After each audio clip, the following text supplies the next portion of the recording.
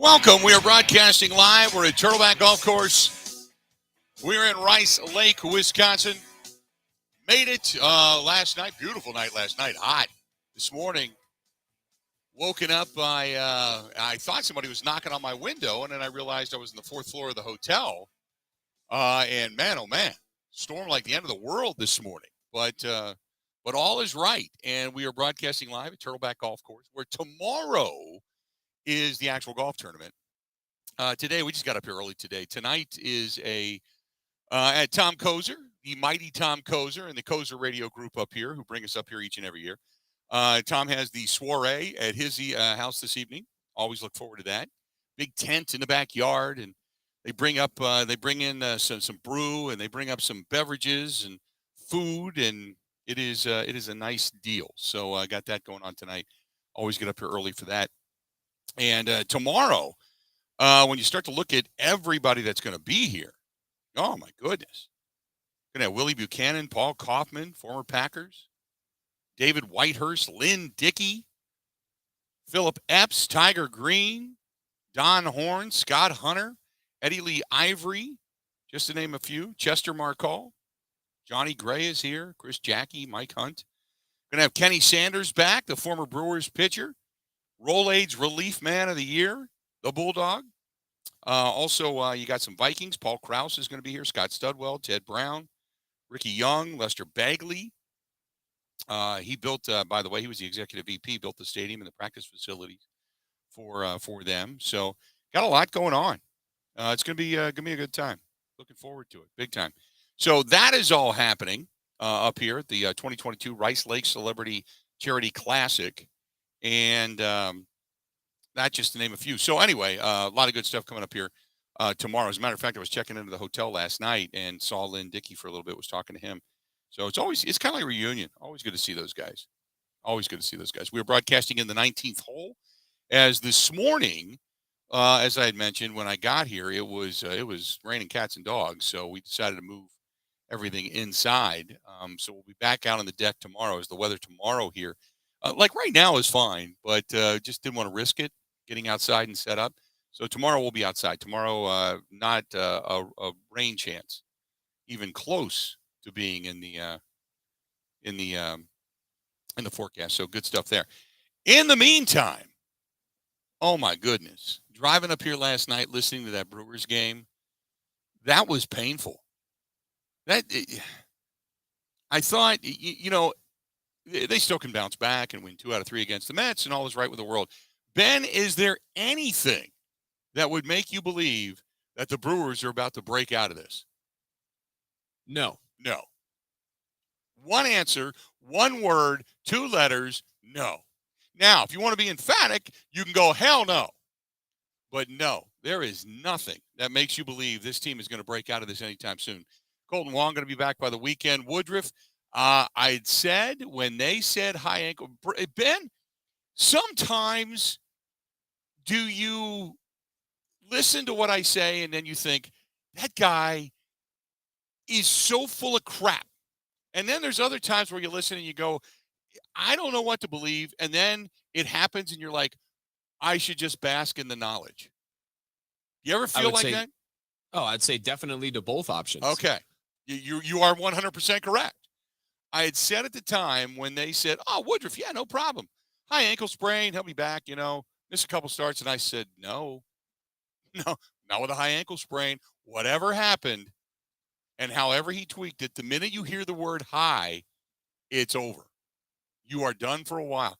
High ankle sprain, for anybody that's ever had one, you know exactly what it is I'm talking about. If you've never had one, an ankle sprain is, it's in the lower ankle. It's that knot on the bone of your ankle down below, and it's by your foot, and it hurts, and it's like, don't wiggle my ankle. A high ankle sprain is just that. It's up the leg.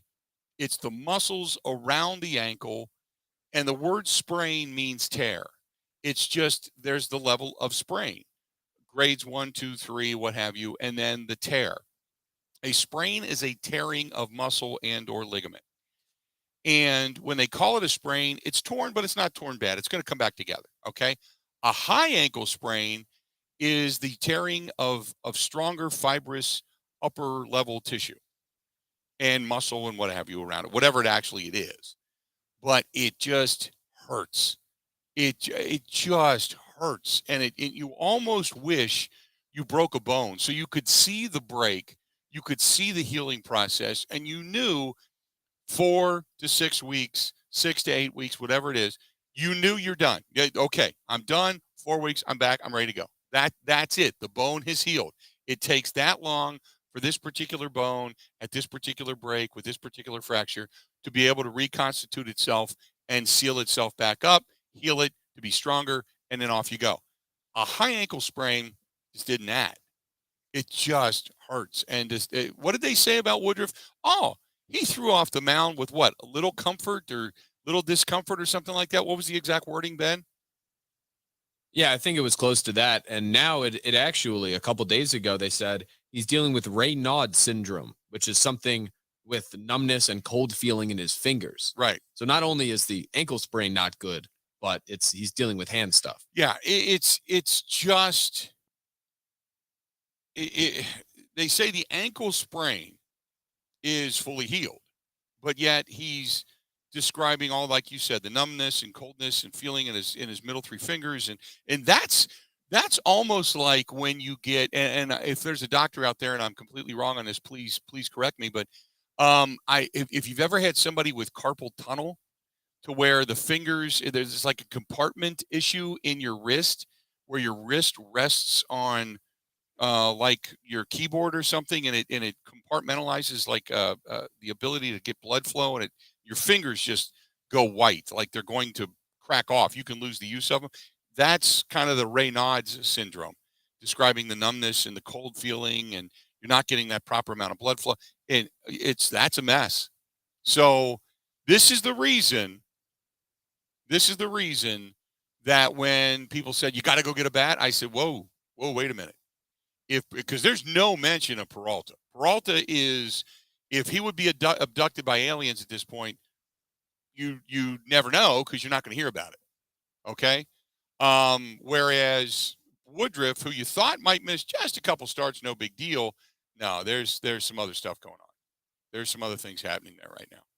So he's not going to be back anytime soon either. You'd like to figure it was sooner rather than later, but I don't think so. So it's not great. Not great. So they may end up needing another pitcher before it's all said and done. Hopefully they don't, but they may need one before it's all said and done. So you got that going on. In the meantime, what else is happening? I got up here last night and I started perusing. You got obviously all the talk about, what Steve Kerr said. And Steve, we talked about this yesterday. So Steve Kerr said, we'll go to Boston and finish this thing off. Okay. And the world went crazy. And it was bulletin board material for the Boston Celtics. And how dare he say that? He never said it at a press conference. Where that came from was after, how they have the video cameras now inside locker rooms.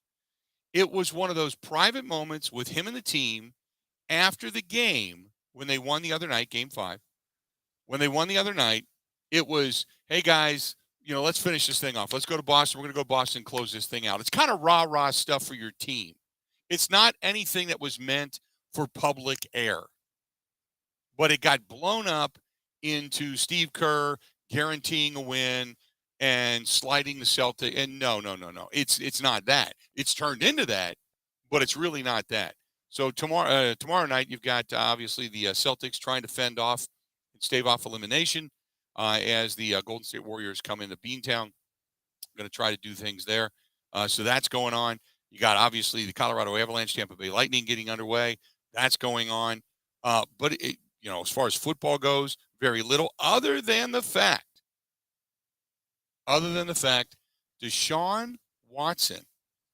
I think even the reporters in Cleveland were a little surprised that he spoke. I got to admit, as the depositions and such into that case continue to unfold, both sides, legal camps, digging the trenches, getting ready to fire all these salvos and such. They have a police department detective, Kamisha Baker, 230-page deposition. 230-page deposition. And Baker, one of two officers previously assigned to investigate the 10 criminal complaints against him. Originally, he's now facing 24, with 2 more about to be filed. 8 of the 10 women who brought the criminal complaints against him originally also have pending civil litigation against him, which makes Baker a key witness in all of this. 230 pages. And now the argument is it coercion or consent? The way he went about it, like this thought out, deviant predator, Deshaun Watson, versus the consent of these women who showed up expecting to do a job for an athlete, for a famous athlete, and he got him to do a little more and a little more and a little more to before you know it, you've dug yourself so deep that now you're in this mess. And that's kind of where all of this begins. So the fact that Deshaun Watson continually says outwardly to anybody that'll listen, I've done nothing wrong. I'm fine. I'm not worrying about putting my head on my pillow at night. I haven't done anything to these women. I haven't harassed them. I haven't done anything. Whereas the women are like, once he did what he did, no, he started texting, he started emailing, he started threatening, he wanted us to sign non-disclosure forms, all of this different stuff. So all of this now starting to come out. Other than that, there's just not a lot of a nosh, so to speak, to grab onto when it comes to the world of sports. But we do have controversy, if you will, which continues to spew out of the world of golf. Golf of all places. People ripping one of the world's most famous golfers. One of, and I'm not saying the most. I said one of, but just crushing. They both, again, talk about trenches being dug. Both sides have dug their heels in. You've got some players on the LIV Tour saying, hey, you know what? I'm not a politician. I'm just here to make money. I'm here to do my thing. Okay. I don't really have a care or concern for this. This isn't what I do. This isn't what I really study. I'm just a golfer, yada, yada, yada, whatever. And then you've got people on the other tour, on the PGA Tour, going, no. You sold us out. You sold us out for money. Our tour's better with everybody. You're trying to just basically run away, make all the money, and then try to come back and act like nothing's wrong. No, screw you. Get the hell out of here. It's really gotten kind of dug in on both sides. So that's what's going on. Beyond that, no real sports to talk about. It's weird. It's a weird time of year right now. As things just, aren't matriculating, so to speak, in the world of sports the way we would kind of like it. You got the trade deadline, which is starting to get a lot of run when it comes to Major League Baseball. But other than that, not a whole lot going on. Oh, well, there you go.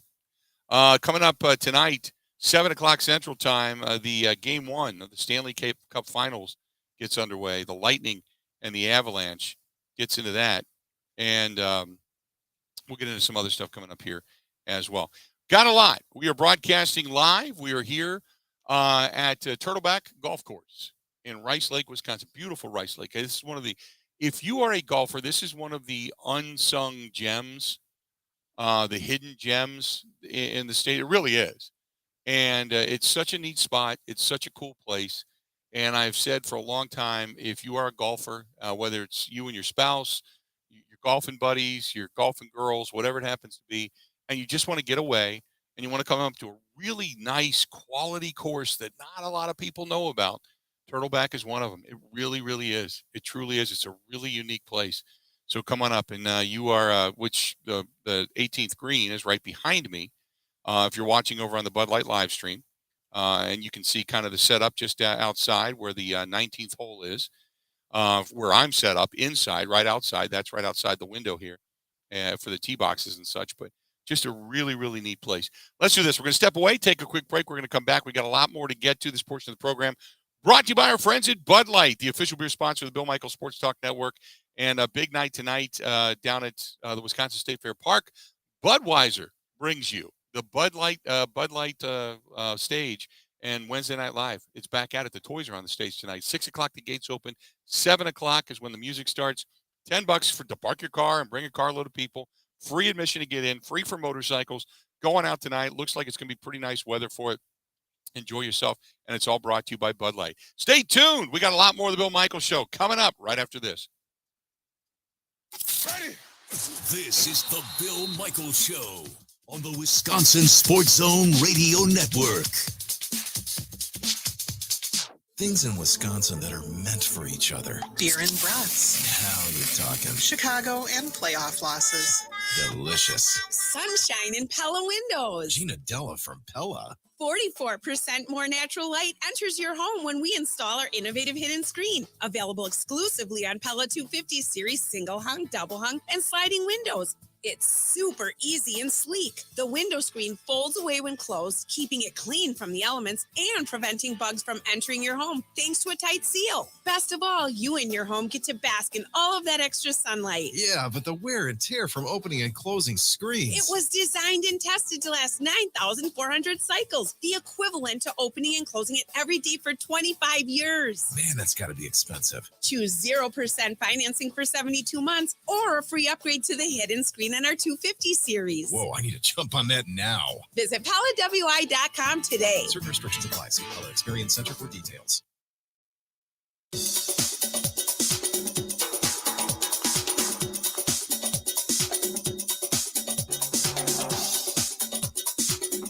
Bill Michaels will resume in 3 minutes.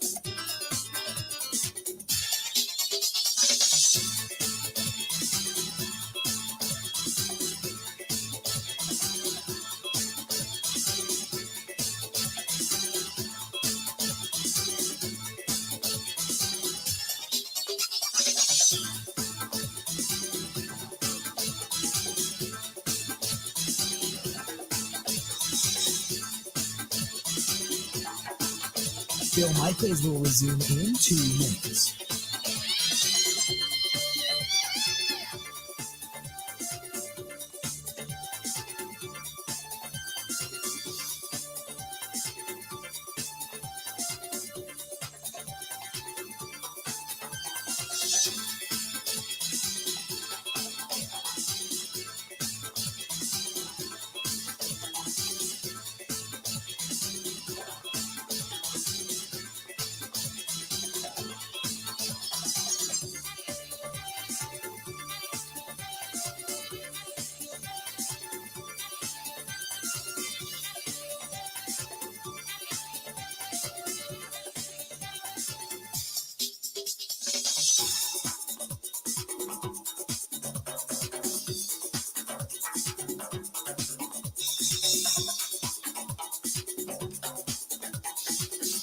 Bill Michaels will resume in 1 minute.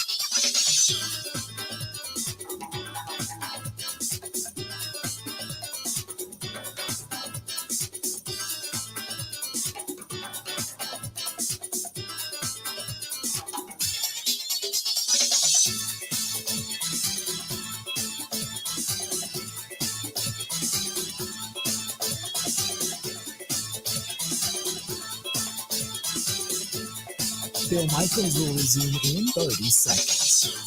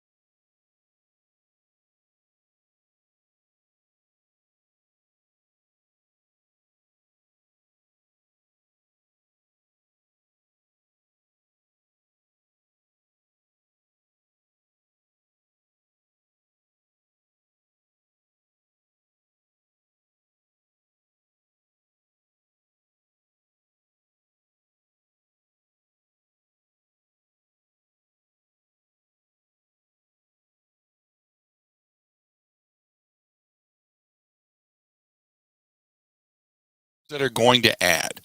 All right. When it comes to Major League Baseball, as we start to look to the trades, you're going to get the Yankees, the Dodgers, the Mets, probably the Blue Jays. He says the Astros most likely will add when it comes to it. The Braves, the Padres, the Phillies, who are making a run, the White Sox, and yes, the Brewers.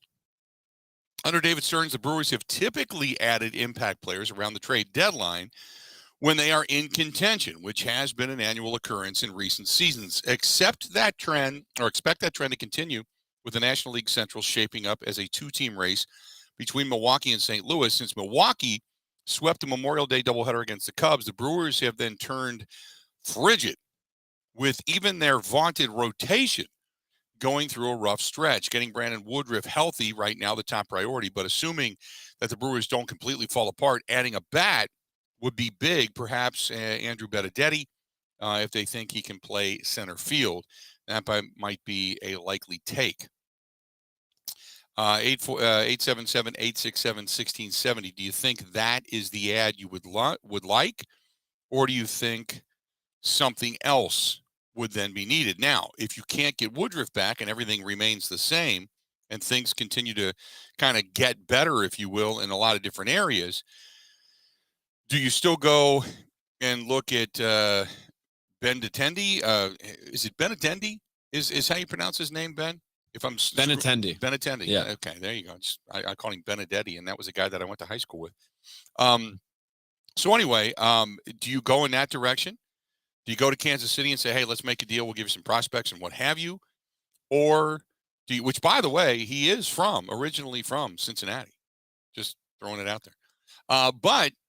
Or do you go in a different direction and say maybe you might have to put an arm in? And that's the reason, like I've been saying, you don't jump to the conclusion that, okay, it's a one-stop shop answer, because you may need both. You may still need a bat, and you may still need another arm before it's all said and done with the Milwaukee Brewers, because there's no guarantees right now the way things are going.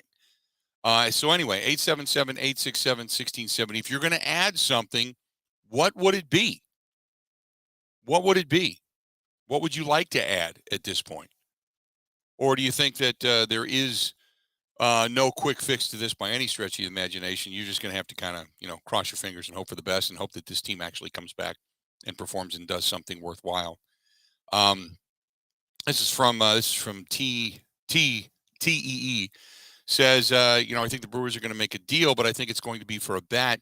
They need a utility outfielder, somebody they can back up consistently in all three phases, but they also need somebody who can be a good bat coming off the bench in crucial situations. They don't hit well with runners in scoring position right now, and this team needs somebody who's good at that. Now, remember, the better the player, the more you're giving up. So you also have to take that into consideration about how much you're willing to give up. What are you giving? Are you just dipping into the minor league system and you're giving up prospects, you're giving up arms, whatever it is? Or do you have to then turn around and say, yeah, we're probably going to need to give up one of our guys here in the majors, plus a couple of arms or plus a couple of prospects, so to speak, out of the minor league system? Because any team you're dealing with, you're looking at dealing with a team like Kansas City, they're going to want prospects and something that they can control for a long period of time, and something that is then also going to garner them either the ability to make another deal down the road or eventually in the next 2 to 3 years, a starter. So what would you then turn around and give up for those services? 877-867-1670. Ronald says, hey, Bill, our Wisconsin Rapids Raptors just won their 13th in a row last night. Maybe Milwaukee could use some pitching and hitting help. 17-3 against Fond du Lac out of the Northwoods League. I love the Northwoods League. I just do. Love that summer baseball, man. Just love it. What else do we have here for you? This is from Eric, who says, hey, Unit, I think they're going to be looking for arms. Pitching is failing right now. It was supposed to be so good. What has happened to it? I think, honestly, if you could say, well, it's this, and it's across the board, but it's not. One guy will come in and not make a pitch. One guy will come in and he'll just miss. And instead of it being called a strike and getting ahead in the count, he's behind in the count. You get one swing of the bat. That changes things. Big base knock, smaller strikes. you can't look at pitching and say it's problematic in one particular area. Sometimes pitching, like hitting, can just be, it is what it is. You're just looking for somebody to kind of catch fire, start to really have their stuff, get into a groove, one player, one person, then the next, and then things begin to kind of, feel okay again. I'm not concerned about their pitching. I'm just not. I did not expect them to have the same season they had last year. At the beginning of the season, we talked about that. We said, look, if Burns has another season where he's going to go for another Cy Young candidacy, if Woodruff steps up and goes just a little bit better than what he did, if Freddie Peralta, who had always had issues throwing fastballs, found himself with that change and that breaking stuff, and all of a sudden he goes by the wayside, well, then things become very normal. It begins to crash back down to earth, and that we're kind of seeing that in a short litmus test here. I'm not overly concerned about it, though. I still think the Brewers are good. I still think they're going to be okay. I still think their pitching's solid. It is what it is. 877-867-1670, 877-867-1670. Give us a shot. Matt says Craig Counsell needs to manage a little bit better and put his guys in better position to be successful. Pulling guys with low pitch counts just to get a better matchup isn't always the thing to do. You have to go with your gut when it comes to baseball. Believe me, I know. Matt, can we all agree that I think Craig Counsell's done a pretty fantastic job to this point? There's not much you can point at and say Craig Counsell has not done a good job. Everybody can look at one particular circumstance and say, well, you know what? He pulled Burns in this particular case, and he went to such and such. He went to Suter in the pen, and Suter gave up a run. You can look at an instance, okay? But he's not doing it consistently. It's not bad consistently. He's been really, really good. He's been really, really good. I think if you're looking for reasons to blame, isn't it ironic that when Counsell pushes the right buttons and they get the win, it's because Hader came in a great situation and dominated, or because Burns was pulled right at the right time, or because Devin Williams had great stuff. But if they take a loss after a pitching change, well, Counsell pulled him too early. Shouldn't have done that, broke the momentum. Shouldn't have made that move, broke the flow. No, it just doesn't go that way. It just doesn't. Randy says they just don't have the depth on this team. Whether it's hitting or pitching, hitting has not shown up this year at all. How is it Burns can pitch so well and has only 2 wins for as well as he has thrown the ball? That's from Randy over on the Bud Light live stream. And hello to all of you watching on the Bud Light live stream, paying attention to what's going on outside the window right now. If you're not paying attention, the 19th hole and the gathering spot as the weather starts to clear. I'm sure you're going to probably see a few more golfers out there relatively soon, as the course dries out from the early morning thunderstorms that kind of rolled through here. So I think the Brewers are going to be buyers, not sellers.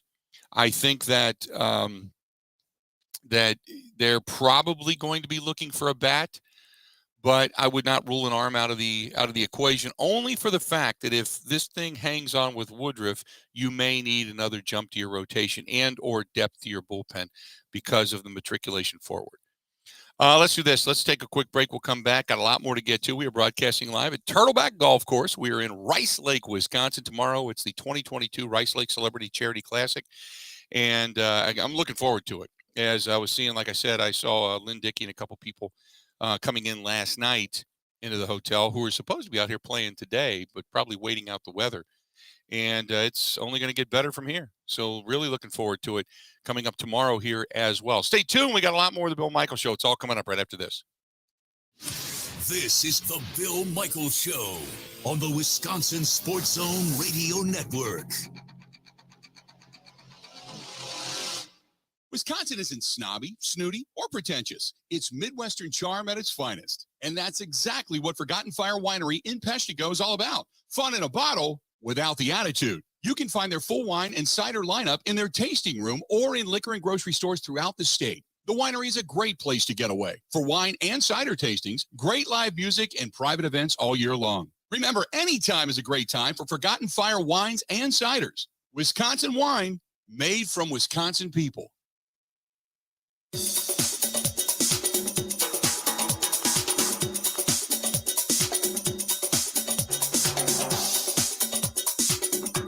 Bill Michaels will resume in 5 minutes.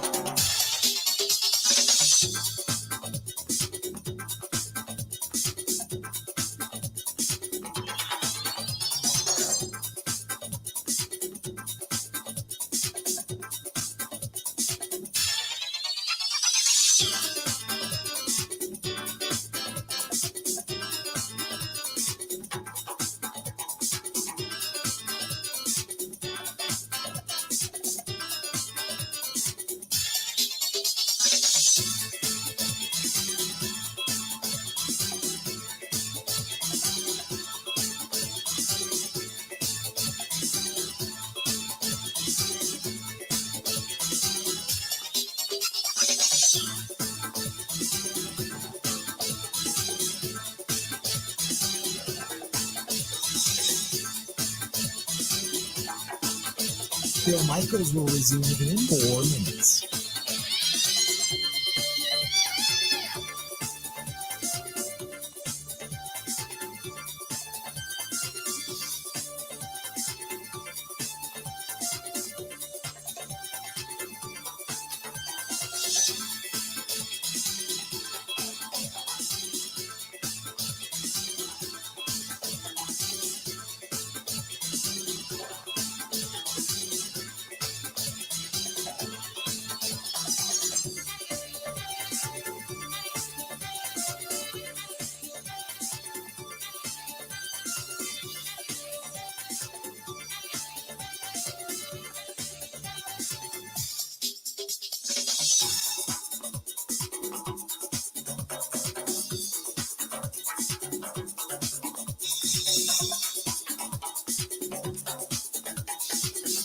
Bill Michaels will resume in 3 minutes.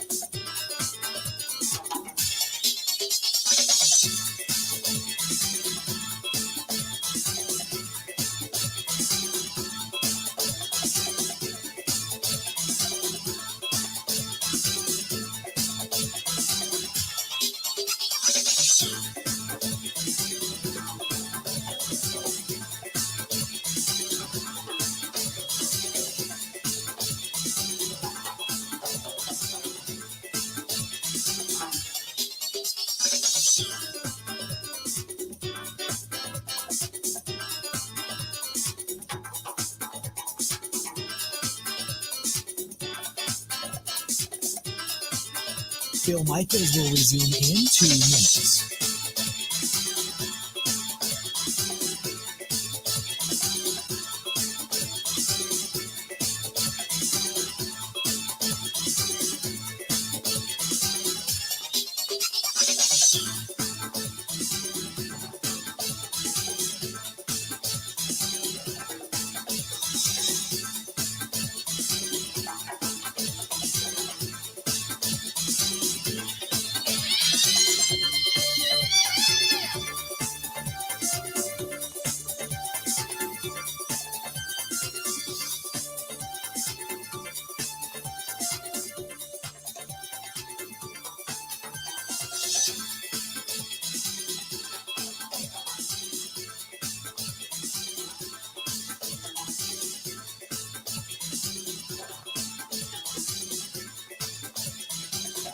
Bill Michaels will resume in 1 minute.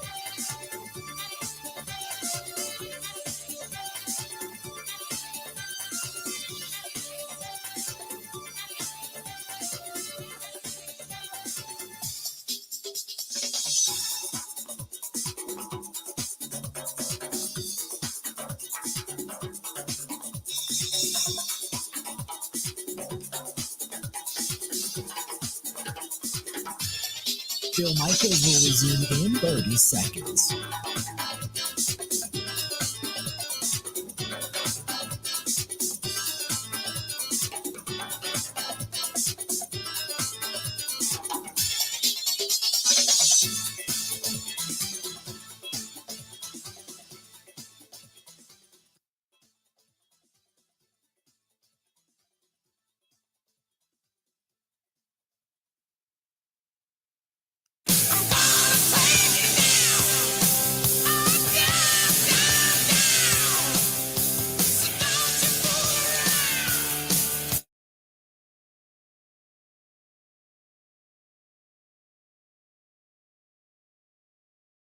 Course is where you can find us.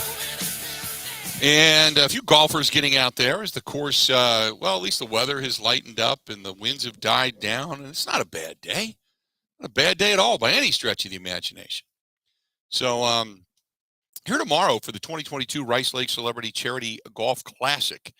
And looking forward to having everybody, as we had mentioned a little bit earlier, all the different, former Packers and former Vikings and such that are going to be here. And some of the media members and such that are going to be hanging out, and former Brewers that are going to be here as well. So looking forward to it. Should be a lot of fun tomorrow. In the meantime, it's Joe Banner tweeted out, it's getting difficult to understand what was included in the, quote, massive investigation by the Browns in the Watson case. Small amounts of investigative reporting keep turning up more and more and more concerning information. I get the sense the Browns just flat out lied. This would not be, if you get a sense of what the Cleveland Browns are all about under Jimmy Haslam, their owner, and it just looks like they're full of crap, for lack of a better term. It just looks like they are. When they talked about doing an investigation, it didn't seem like they did much of one. And if they did any investigation, they pretty much, the investigation they did seemed to be talk to Deshaun Watson, who at least either, left out information or lied about it, one of the two. But regardless, it seemed like he just didn't tell all, so to speak.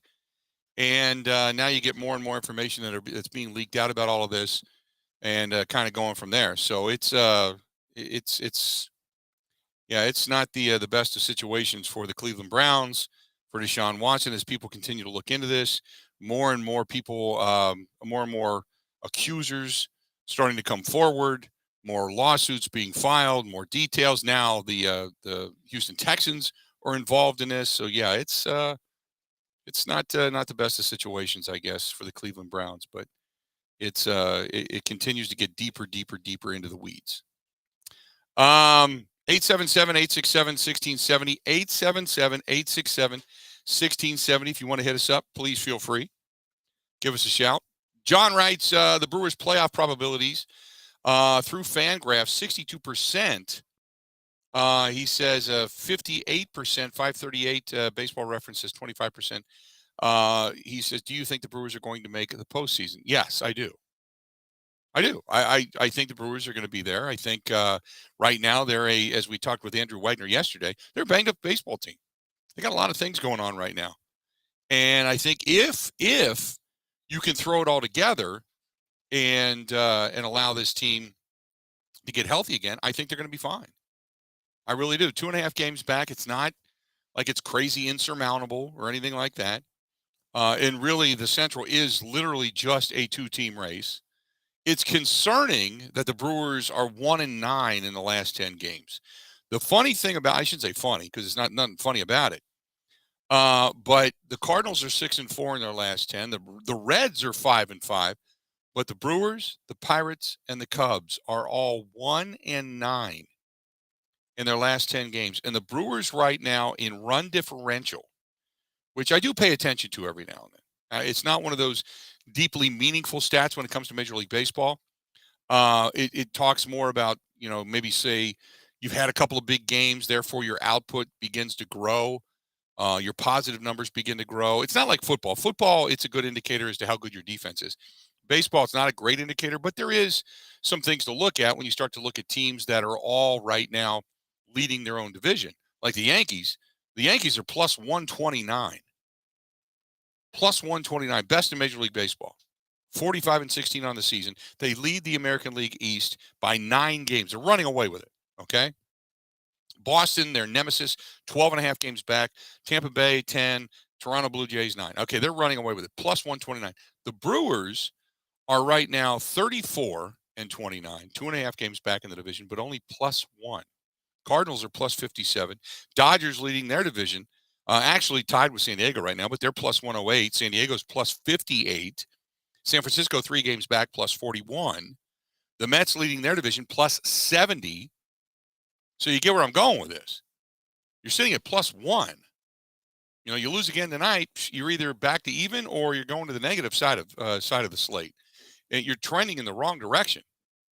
And I don't think I need to tell you that, but at some point, I think when this team gets healthy, I think those numbers begin to come back and begin to even back out. But the problem is you don't want to dig yourself so much of a hole that all of a sudden it becomes a month's worth of sprint to the finish line and you run out of gas by the time you get to the finish line. And that's where the Brewers are kind of looking over that fence right now, the way they continue to lose ball games. 877-867-1670, 877-867-1670. By the way, you can find us over on Twitter at Bill_Michaels, at Bill_Michaels, at Ben Z. Kenny as well. Ben producing the program. You can find us over on the Facebook fan page and watch the show, as many of you are right now. And over on the Bud Light live stream, you can find it on a Facebook fan page.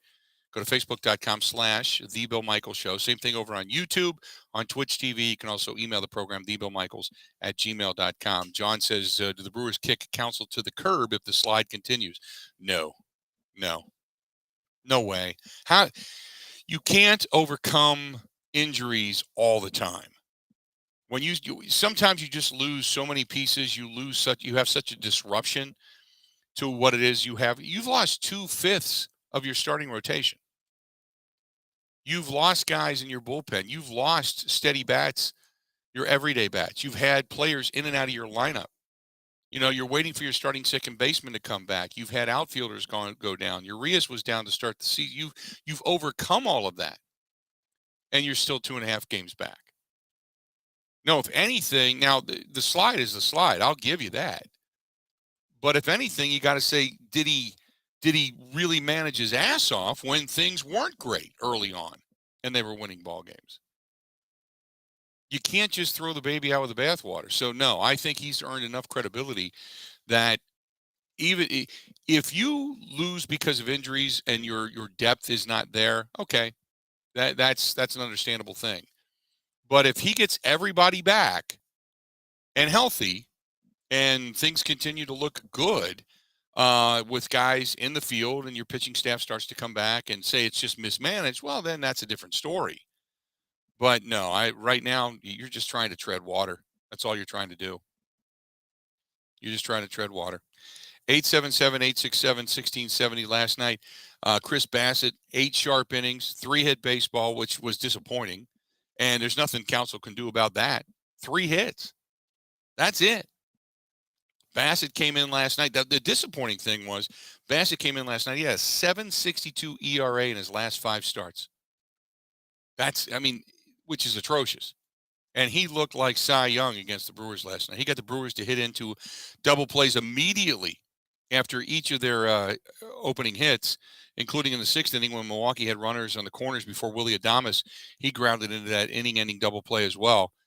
Bassett, who had a 2.61 ERA in his first 5 starts, has spent a lot of time with different catchers when he was working with James McCann. And so it just, he got into a groove last night. Drew Smith came in, worked a perfect 9th, and New York gets their 10th shutout of the season. 10th shutout of the season. Just didn't look good for the crew. Brewers, whose pitching staff's been racked by injuries. They claimed right-hander Chichi Gonzalez off of waivers from Minnesota. Counsell said Gonzalez, expected to join the team today, could be utilized as a starter or a long reliever. I mean, that's where they're at now, claiming guys. Brewers starters Brandon Woodruff got the ankle. Freddie Peralta's got the right shoulder. So we all know that. They've got other 6 relievers are on the injured list. I mean, come on. How much can he do, right? John says, then does more of the blame fall on Stearns, asking Counsell to work with bargain bin players? Well, you're only as good as your minor league system. So to answer your question, yeah, it does. But I think Stearns has put together a pretty solid team. You just didn't expect to go, what are you, like you're 8 pitchers down right now. 8. When you look at carrying 12 pitchers total, that's a huge amount, man. That's a huge amount. Let's do this. We're going to step away, take a quick break, come back. We got a lot more to get to. We are broadcasting live at Turtleback Golf Course. We are here in Rice Lake, Wisconsin. Stay tuned. We got a lot more of the Bill Michaels Show coming up next. Covering Wisconsin sports like a blanket. This is the Bill Michaels Show on the Wisconsin Sports Zone Radio Network.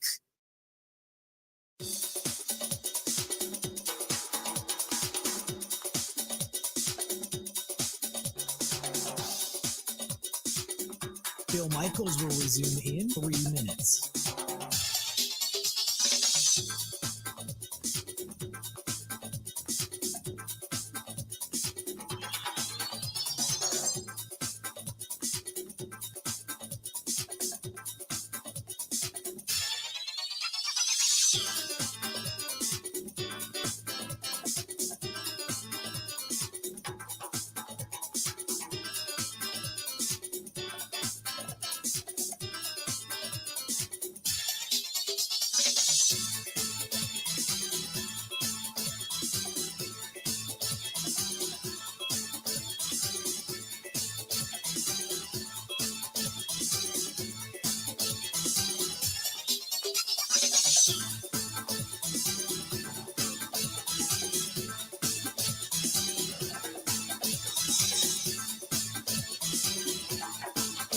Bill Michaels will resume in 2 minutes.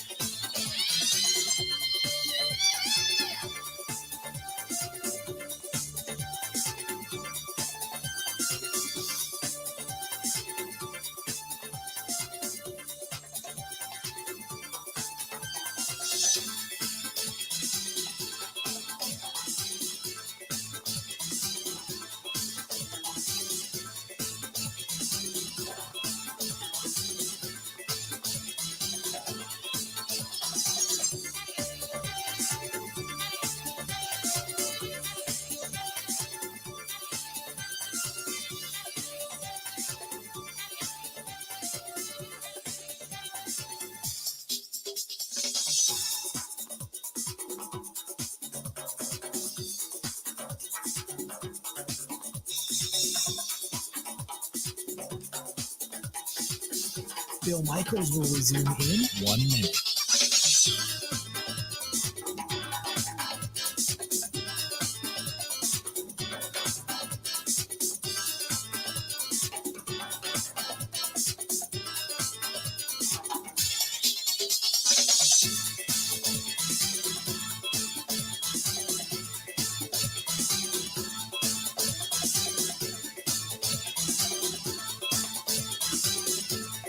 Bill Michaels will resume in 30 seconds.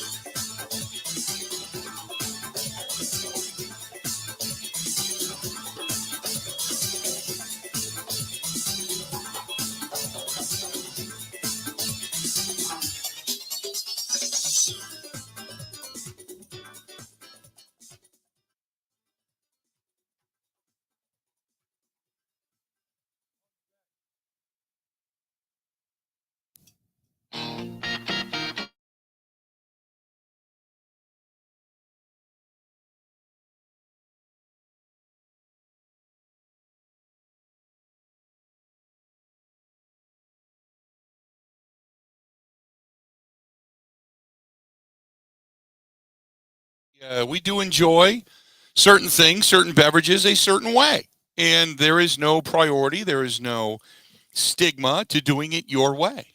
It's just your way. Same thing at Forgotten Fire Winery, one of our fine sponsors. They do it their way. They do make award-winning wines. And if you want that and you want to drink with your pinky out, do it. Imbibe that way.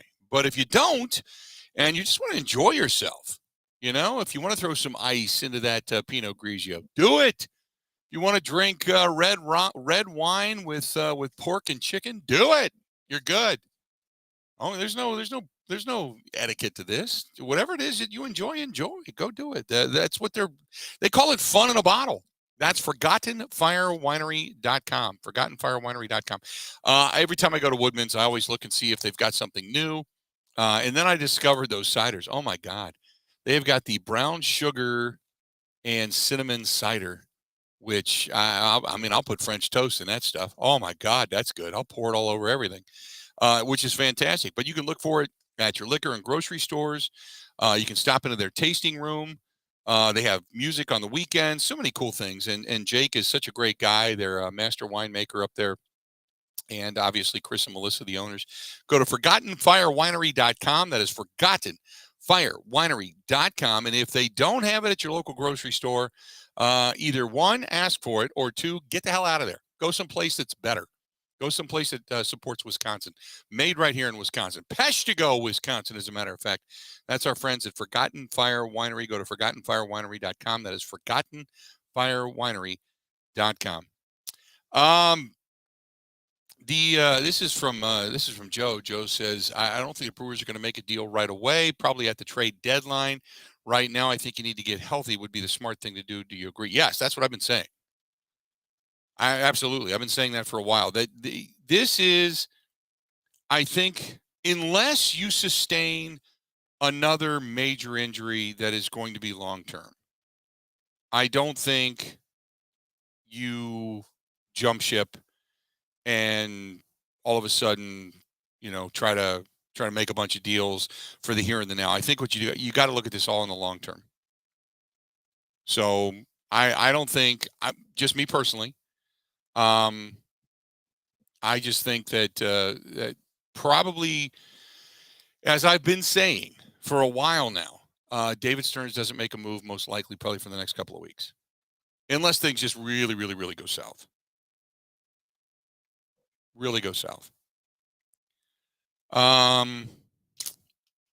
Eight. Let's see here. What else do we have? Ace says David Stearns is to blame because they don't have enough depth on this team. They've traded it all away. Well, wait a minute though. Hang on. You can't get a team better every year, make deals at the trade deadline every year, try to go for it and appease the fans every year, and then when all of a sudden you don't have the depth you want at a time in which you need it, to say, well, this sucks. I get it that you haven't won. The Brewers have not won a World Series. Understood. So it rings a little hollow when you do make deals and you get rid of some players and you move forward trying to get deep into the postseason where anything can happen, okay? But you don't win it, so it rings. You're kind of like, well, that was wasted. Not really. You've got a team that's been in the postseason now consecutively for 4 years. There's something to be said for that. Oh, by the way, it hasn't been done in this franchise's history, right? So there's something to be said for that. You got to walk before you run.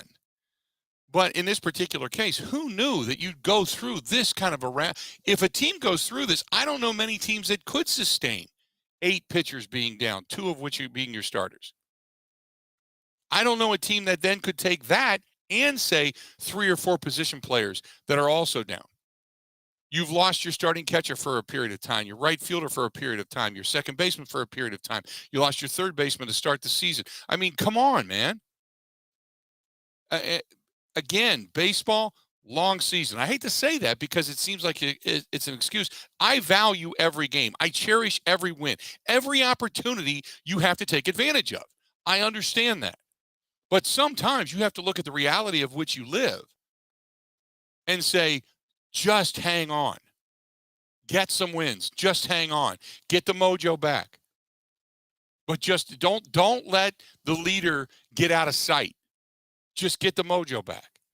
And then once the troops start to come back from the MASH unit that is this Brewers pitching staff, once you start to get your arms back, once you start to get your bodies back, then you make the run. Then you go, okay, are you guys ready? Okay, now let's go.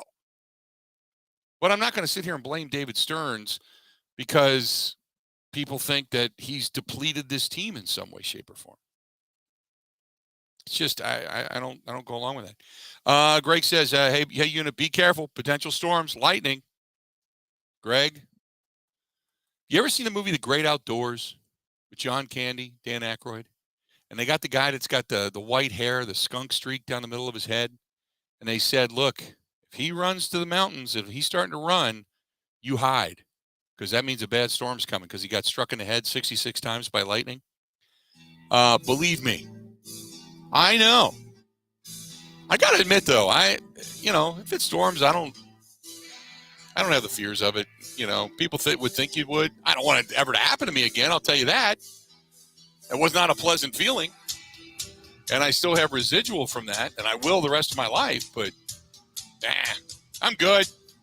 But I am not running around with a 9-iron in my hand going, hey, I'm daring nature. That's not happening. I'll tell you that right damn now.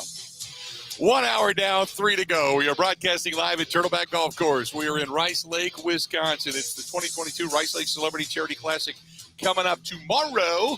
We'll be here again tomorrow for this. And then at Link Ford coming up on Friday. Stay tuned. We got a lot more of the Bill Michaels Show. It's all coming up next.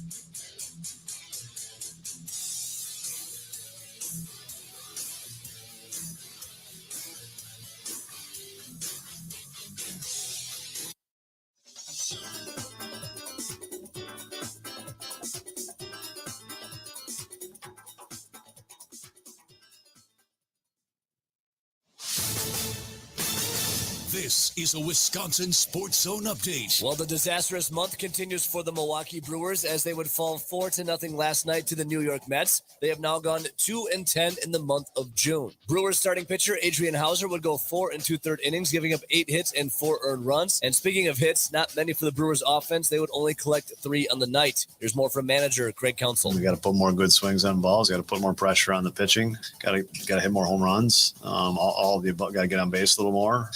And otherwise, it's, kind of waiting for that, just hoping for that home run or that 2-out hit is going to be challenging. Brewers and Mets back at it tonight. First pitch is at 6:10. The Packers are in their last week of OTAs, and the team does not know if left tackle David Bakhtiari will be a full go when they reconvene for training camp on July 27th. But head coach Matt LaFleur was optimistic. Time will tell. We fully anticipate him being ready to go, but, we did last year as well. So I think time will tell, but we feel good about the work that he's put in and where he's at. Bakhtiari tore the ACL in his left knee on the final day of 2020. Want to save even more at Fleet Farm? Well, now you can with Fleet Rewards. It's free to sign up, and there's no credit card required. Using Fleet Rewards is easy. Earn points every time you shop. Plus, get exclusive member offers, birthday and anniversary perks, free tire rotations, and more. Download the Fleet Farm app or create an account at fleetfarm.com/rewards to start earning points today. Fleet Farm, proudly serving the Midwest since 1955. Well, it's official. Wisconsin basketball will participate in the Brew City Battle, a groundbreaking event featuring both Wisconsin men's and women's basketball teams competing in a doubleheader at American Family Field on Friday, November 11th. The men's team will take on Stanford, while the women's will face Kansas State. For the Wisconsin Sports Zone Network, I'm Ebo.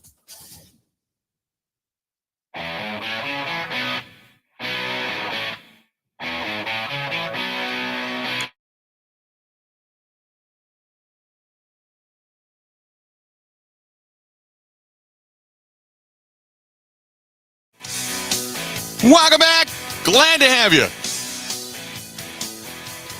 Bill Michaels Show. We are live. We are at in Rice Lake at Turtleback. I love Turtleback. Love Turtleback. Turtleback Golf Course here in Rice Lake, Wisconsin. Gray skies right now. A few ominous-looking clouds, but for the most part, the rain and the thunderstorms that woke me up this morning that were pounding on the wall of the hotel are gone, which is nice. So got a little rain in the area. You're probably going to get a pop-up here or there and call it a day. And then back at it again tomorrow, 2022 Rice Lake Celebrity Charity Golf Classic will be taking place tomorrow here. But today we are at the 19th hole. We're downstairs inside. And Ben, during the break, I spent so much time this morning. I got set up. We had to run cords. And by the way, thanks to Mosaic, which is the internet provider here. The company that works with us, these guys do fantastic work. Every time I come here, they are on site. Whatever I need, if I need more power, if I need something else, they're here. They've got adapters and clips and all kinds of plugs and stuff. And so they've been in the ceiling all day, and it's great. So thanks so much for their effort, and they get us on the air here every year. But I realized after I got set up and I finally had a chance to breathe during the break, I'm alone in a bar. The taps are wide open. Got some Bud Light on tap over there. Might have to do that. I feel like I would trust your judgment in those situations. Yeah. Like Ebo and Nelson were out on Monday Yeah. at Hawks Landing for an outing, and Ebo was pining for them to open the bar door as soon as the show started. He wanted Bloody Marys. I feel like I trust your judgment in that setting a little more. See, my thing has always been I don't usually drink on the air, at least not till the last hour of the show. And I am not 25 anymore. I have to realize that. And I also kind of watch what I eat and such. So when you don't eat a ton and you kind of nibble throughout the day and you don't have a lot of sustenance in you, the buzz can hit you relatively quick. So 1 minute I can go to commercial break and I can sound perfectly fine. I can come back and I can be a blithering mess. I have not built up my tolerance, or I should say I've lost my tolerance over the years. I'm not Ebo-esque anymore. Ebo, he could do a show with an IV of beer into him. He could still do that. Him and Rowdy do that. But me, no, I can't do that anymore. I mean, I guess I could if it really wanted to be a weird show. Might be a weird move, but if I was in your setting right now in that open bar with no one around, I'd go crazy on that soda gun. I've always wanted. I've always wanted to shoot those into the cup, but I would just keep drinking it forever. Get some club soda. Yep. I am sitting now. They don't have actual like food down here, so I don't have that to go with. But they have all the snacks. They've got the chips, the Doritos. They've got the Snickers, all the stuff that you would find at a golf course before you head out onto the course. Bag of chips, Snickers bars, nut rolls, Milky Ways, the Nestle or the Rice Krispie Treat bars, Cheetos, Gardettos, all that kind of stuff. It's all right here. Barbecue potato chips. And then you've got all the beverages that are on tap right here in front of me. I'm literally starting to drool. So how about this? How about if we get 10 callers in the next 3 minutes, you'll start taking shots of Fireball. Yeah. Oh no. No. God no. No. I Fireball makes my chest hair fall out. I've got 6 left. I got to be careful. So I'll look like a Pekingese by the end of the day. Oh, one of those bald chihuahuas. 877-867-1670. Yeah, right. Yeah, I know. Thank you very much. By the way, the Steelers All-Pro Minkah Fitzpatrick has reached a contract extension, a massive 4-year deal worth $18.4 million per year at safety. $36 million guaranteed. So there you go. Fitzpatrick, the highest paid safety now in NFL history. Seems like every contract that comes out now is the highest paid in NFL history. Doesn't it? Like every time we hear about a deal, it's now the biggest contract in NFL history in some way, shape, or form.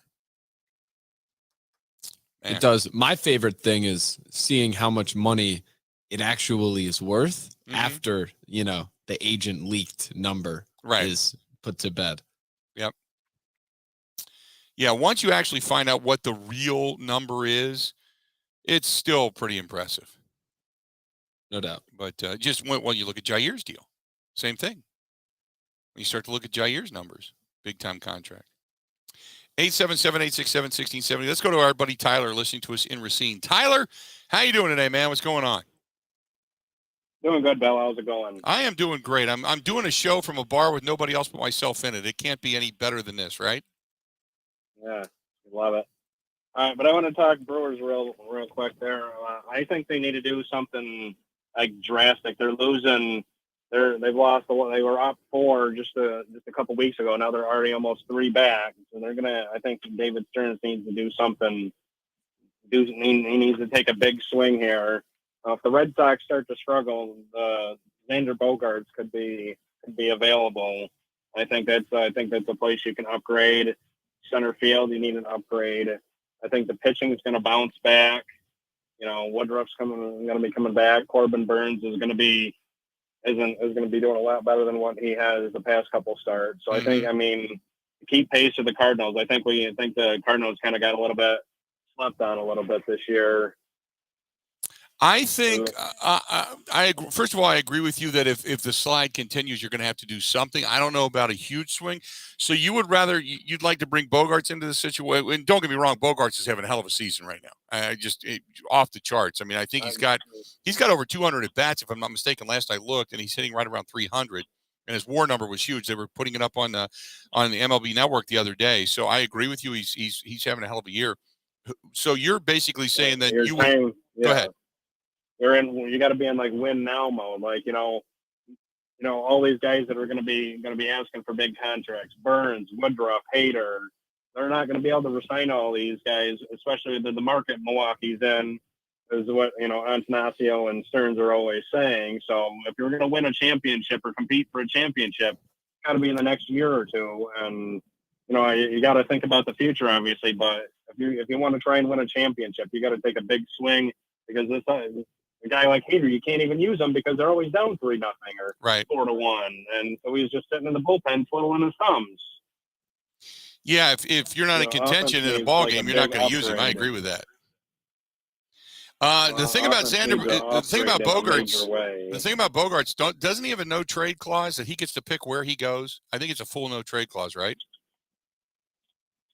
I don't remember, but whether it's Bogarts or they just need a significant upgrade in the lineup, because if you look at what Yelich has done, he hasn't done jack diddly squat. Right. Paul Goldschmidt almost has many RBIs in the month of June as Yelich has all season. Yeah. He's got 13 RBIs in June, and Yelich has got 22. Yeah, He's almost got as many home runs as Yelich does RBIs. I'm kind of looking to see what Yelich does here over the next week to see if he can continue up, because, I mean, he had hit safely in 6 straight games, it boosted his average almost 30-something points and looked a lot better. Now, if he can continue that, then it's great, but it doesn't make a season. Yeah. You can't just keep getting slap singles. Right. Infield singles. It's got to be doubles and triples. And a home run sprayed in there occasionally. Mm-hmm. Nope, that I would agree with, man. I appreciate. Go ahead. Yeah. No, I was going to say thanks, Bill. All right, buddy. Love Talk to you soon. Thank you. When you look at a guy like Bogarts, I can't remember what the length of. I think he's like in the midst of his deal, if I'm not mistaken. Because the guy's making 20. I want to say 20 million a year, something like. I don't know off the top of my head. But he's. I think he's 30. I think he's just turning 30. And so he's at the peak of his deal. But if he's making 20 million a year, I don't know what the length of that contract is from here on out. But if he's making 20 million, I don't know if the Brewers could even afford to bring him in. And then you would obviously supplant Willy Adames. What are you going to do with Adames? Are you packaging him up and sending him off somewhere if you went in that direction? Now, Bogarts, I agree with you. I mean, the guy's having an incredible season, and the Red Sox aren't. But I don't know if I'm the Red Sox and I want to get rid of this guy, because for the numbers that he's putting up, if you got him locked up for 15 to 20 million a year, he's in today's terminology, he's outplaying his contract. 877-867-1670. You're probably going to go in a different direction, but I like the way you think, because Xander Bogaerts is, man, having a huge season, big time season, and producing at the shortstop position. You don't see that very often, where somebody not only gives you a little bit of power, but also they hit for average, and they're hitting for runs scored too. And like I said, he's got well over 200 at bats. When they had his numbers up on the MLB, I don't know if it was yesterday or today that I saw that on the MLB. It had to be yesterday because I didn't see it today. Yesterday, I mean, he's got it's single-digit home runs, but at least he's got a little bit of pop. But the guy's got numerous extra base hits on the season, and has driven in more than a few RBIs. But the fact that he's getting on base, and his on base percentage was close to 400, it was huge. So I like it, but I don't know if you're going to be able to get him for that, because for the numbers he's putting up, I think because they were doing the comparison for contracts and the value, I think his value was way ahead of where his contract actually is. I think it was like 15 to 20 million a year. 877-867-1670, 877-867-1670. You want to hit us up? Thoughts? I like it. Basically, because you would be saying, Willy Adames, thank you, but no thanks, as the starting shortstop, hitting 195 with a 283 OPS, or on base percentage, I should say. Christian Yelich still sitting at 242, 6 homers on the season, 22 RBIs. But like the caller said, you know, you can't do he was 1 for 4 again last night, by the way. He did get on base last night, so that's 7 straight games that he's been on base. Also had a couple of strikeouts last night, too. But he was one of 3 guys that did get a base knock. So I guess I'm not going to fault Christian Yelich for getting a hit on a night when nobody else really did, you know. But I agree that you'd like to see his power numbers go up. I mean, let's be honest. When it comes to Christian Yelich, at this point, you want him to bat. I've said it all along. Get him to 275. 275, drive in 75, 80 runs.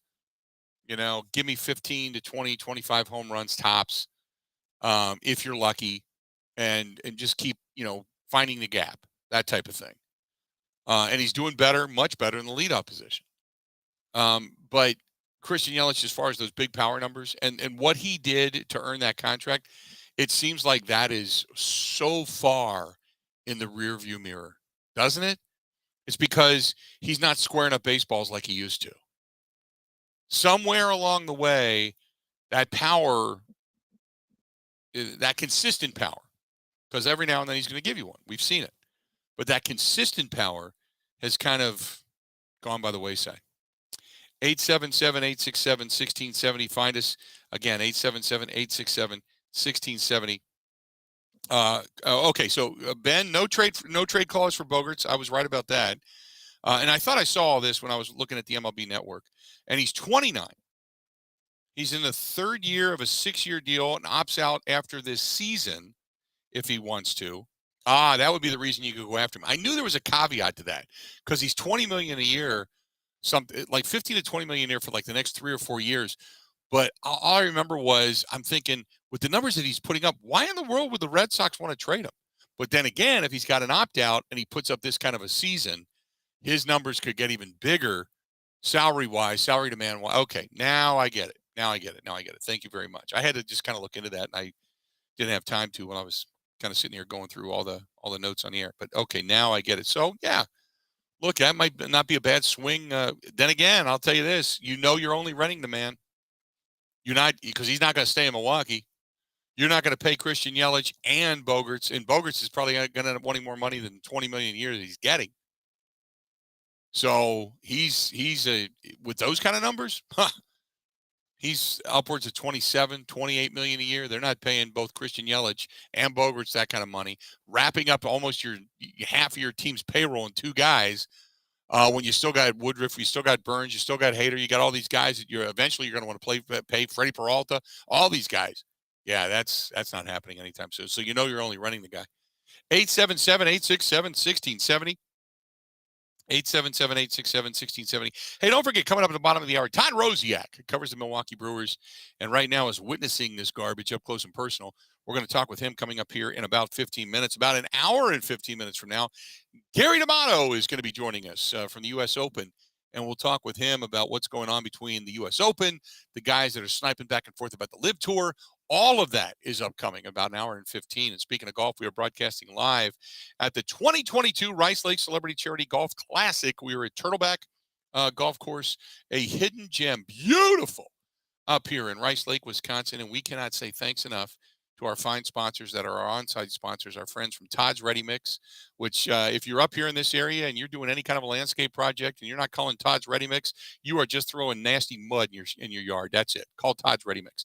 And then our friends at Link Ford and RV Center. I had a landscaper down in Spooner email me. I got to find the guy's name. He emailed me and he said he'd heard of Link Ford, but really didn't buy from them. I guess he was going south down to Eau Claire. He was buying his stuff. And send me a nice email. Here it is. This is from Chris. Chris says, went to Link Ford, got a hold of the general sales manager. He was great, treated me really well, mentioned your name, and they said, yeah, Bill does his broadcasts here. I thought that was pretty cool. Gave us a great deal. They treated us really well and didn't try to gouge us on the truck that we needed for our landscape company, because dealers are doing that right now, as he puts in parentheses. He said, awesome experience. Enjoy Rice Lake. Enjoy Turtleback, hidden gem in the state. Love having you here. And that's from Chris. Chris, great that you went to Link. Great that you had a chance to buy the truck there. And thank you for pointing that out, because I love it when people use our sponsors, whether it be our network or our local sponsors, and they have something great to say about them. Just let us know. Always love that. Stay tuned. We got a lot more of the Bill Michaels Show. It's coming up live here at Turtleback right after this. Covering Wisconsin sports like a blanket. This is the Bill Michaels Show on the Wisconsin Sports Zone Radio Network.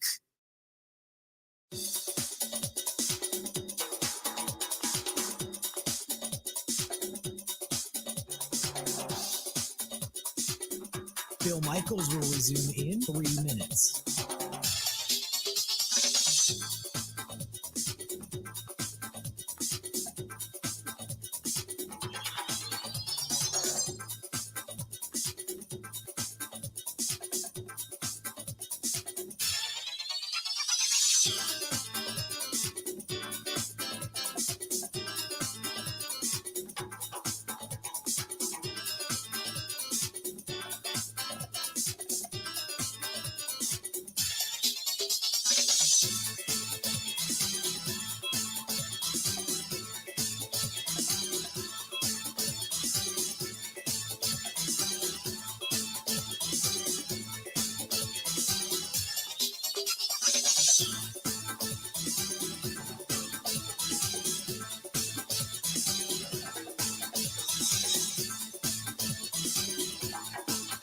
Bill Michaels will resume in 2 minutes.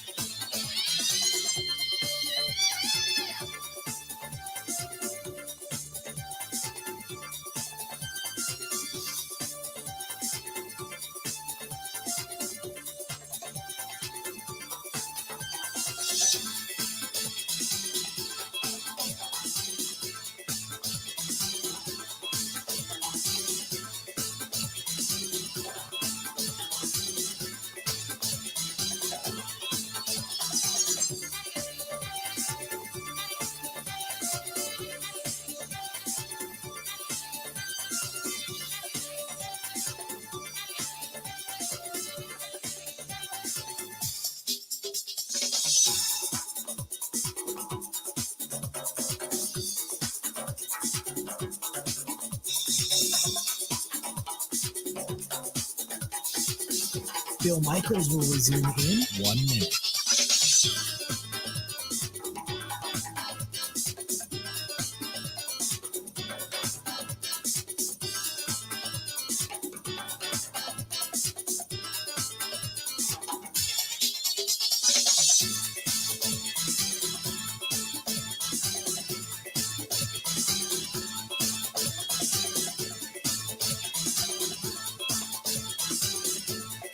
Bill Michaels will resume in 30 seconds.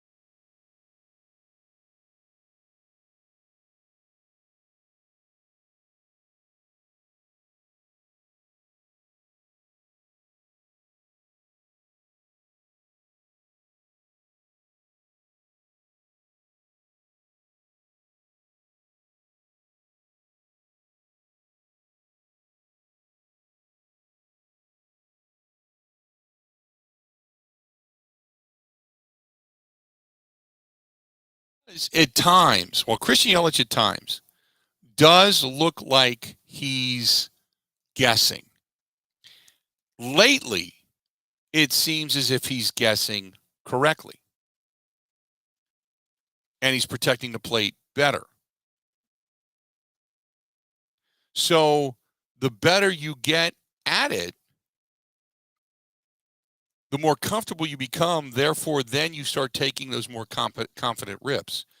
So what you're hoping for is that he continues to hit the baseball. He continues to gain that confidence. And like when you had said he's slapping, well, he's protecting the plate, but he's doing it well. He's getting a better eye, so to speak. So, I mean, I could be waxing total BS here, but to me, when you're slap hitting and you look like you're guessing and your hand-eye coordination is good and it's starting to fall, to me, that means when you start guessing correctly and you get a good sense as to how they're pitching you, then everything begins to flow even better, which then can lead back to him swinging the bat for power with that really pretty swing that he had.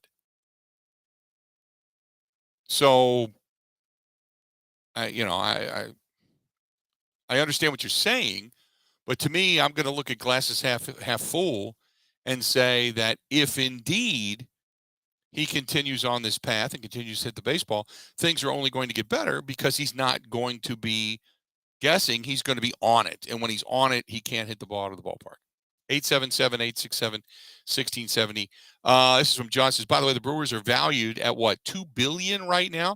Time for ownership to invest some of that in payroll or sell parts of the team.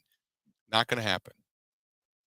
You can value anything at anything. Let's say, John, your home is valued at $1 million, right? Doesn't mean you got $1 million in the bank. Just means your home's valued at $1 million. So if you sell your home, you got money, but you're not selling it to then get rid of the money. You're selling it to put the money in the bank. So I understand the whole Forbes value, what the franchises are worth. They're making a ton of money for what he spent on it, $275 million, and to where it was, to where it get all of that, 100%. I'm sure Mark Antanasio has enough money that he's, him and his family, they're never going to have to worry about money again. I get that. No problem. However, I think you can invest money and say, okay, look, we're going to go into the red by $10 million this year. Okay. If you win it, it's worth it because then you reap that investment back in the next 2 years, 3 years, even down the road. If you invest it and you don't, you're in the red. And then what? It's easy when it's not our money, and it's easy when we're talking about millions for people that have millions. It's tough because I agree with you. There is no salary cap in baseball. Owners have unlimited funds for the most part. But there's also investments such as the investment they made to the minor league facility, or to the spring training facility, into the minor leagues, working with Nashville. The investments that they've made into the ballpark itself, even though they do have a small reserve fund for some upgrades to American Family Field. They have new influx of money via American Family. But it's not like he's sitting there with this giant stash of cash saying, you know what, we got 20 million, let's do it. If you get a player on a rental for, for 10 million this season, okay, you can live with that. You can blow up the budget a little bit if you really believe you're going for it and you're going to get there. But otherwise, you don't do that. It's just not great business. Would you like to see additional investors? Maybe, but there's smaller investors in this team. It's not just solely Mark Antanasio. Just an FYI. There are other investors that are in the Brewers that have minority stakes in them. But I don't act as if I know all of them, nor do I know how much they have invested in the team. I think Mark Antanasio has been a pretty good owner.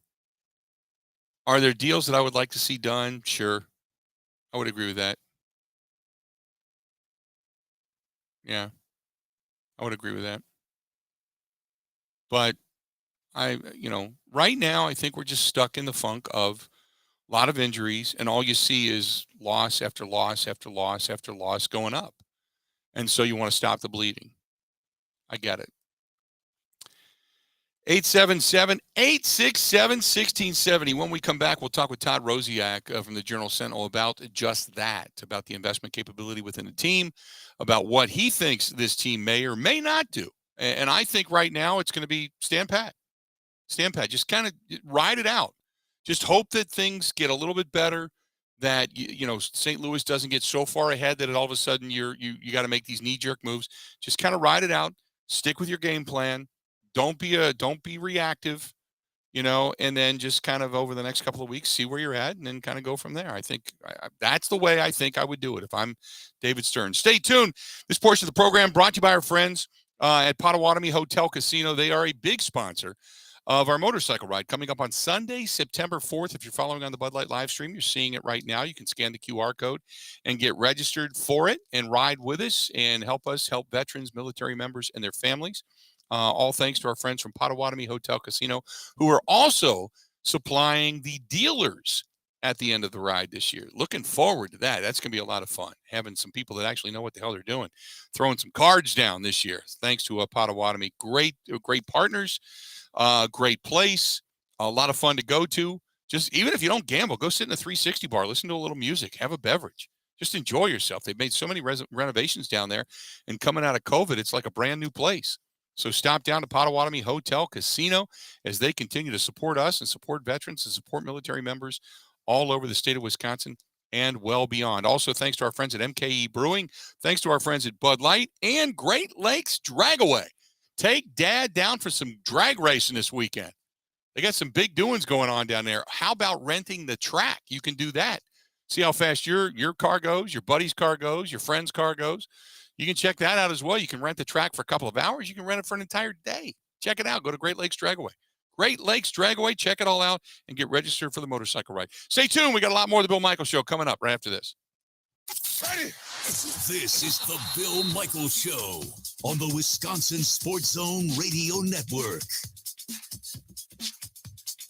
The Thunder is back, and you don't want to miss it. June 30th through July 3rd. It's an NASCAR Cup Quick Trip 250 and the Xfinity Series Henry 180. For tickets, go to roadamerica.com.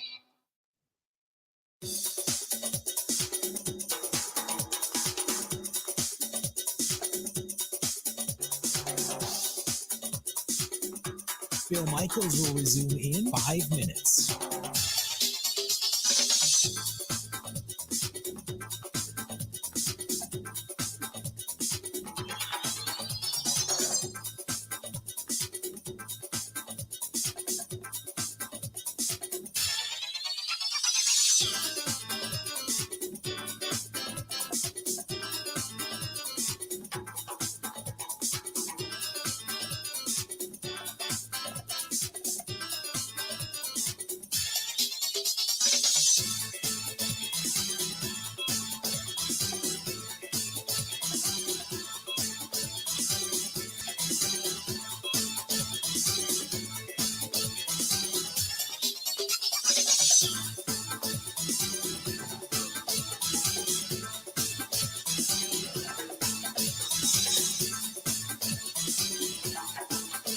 Bill Michaels will resume in 4 minutes.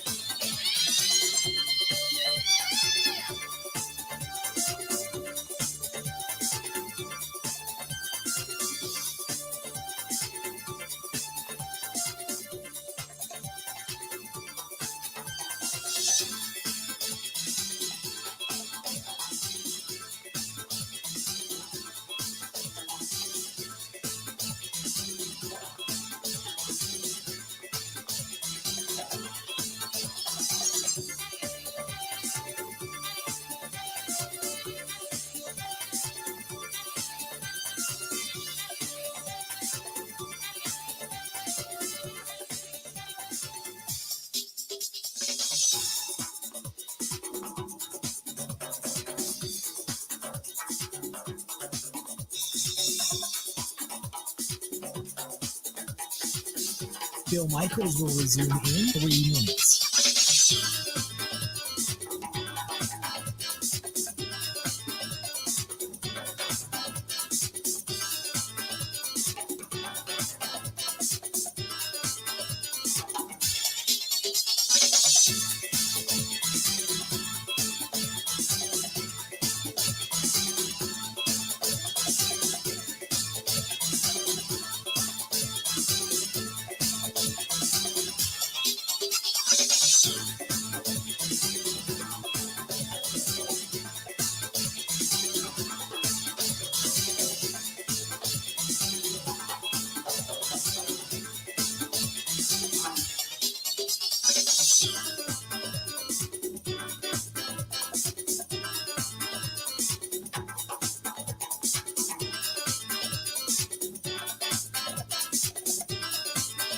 Bill Michaels will resume in 2 minutes.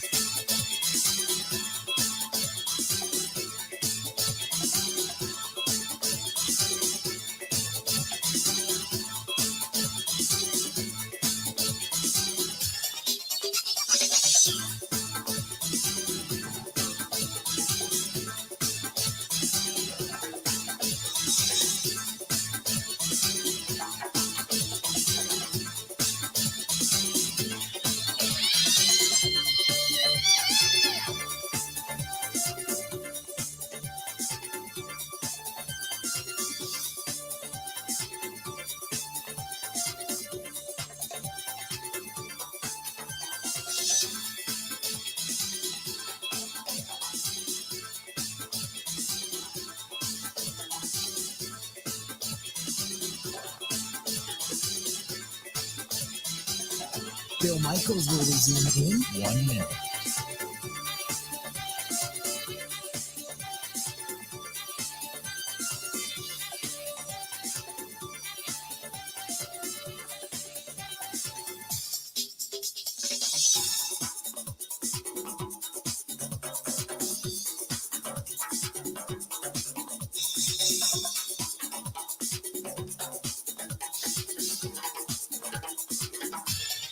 Bill Michaels will resume in 30 seconds.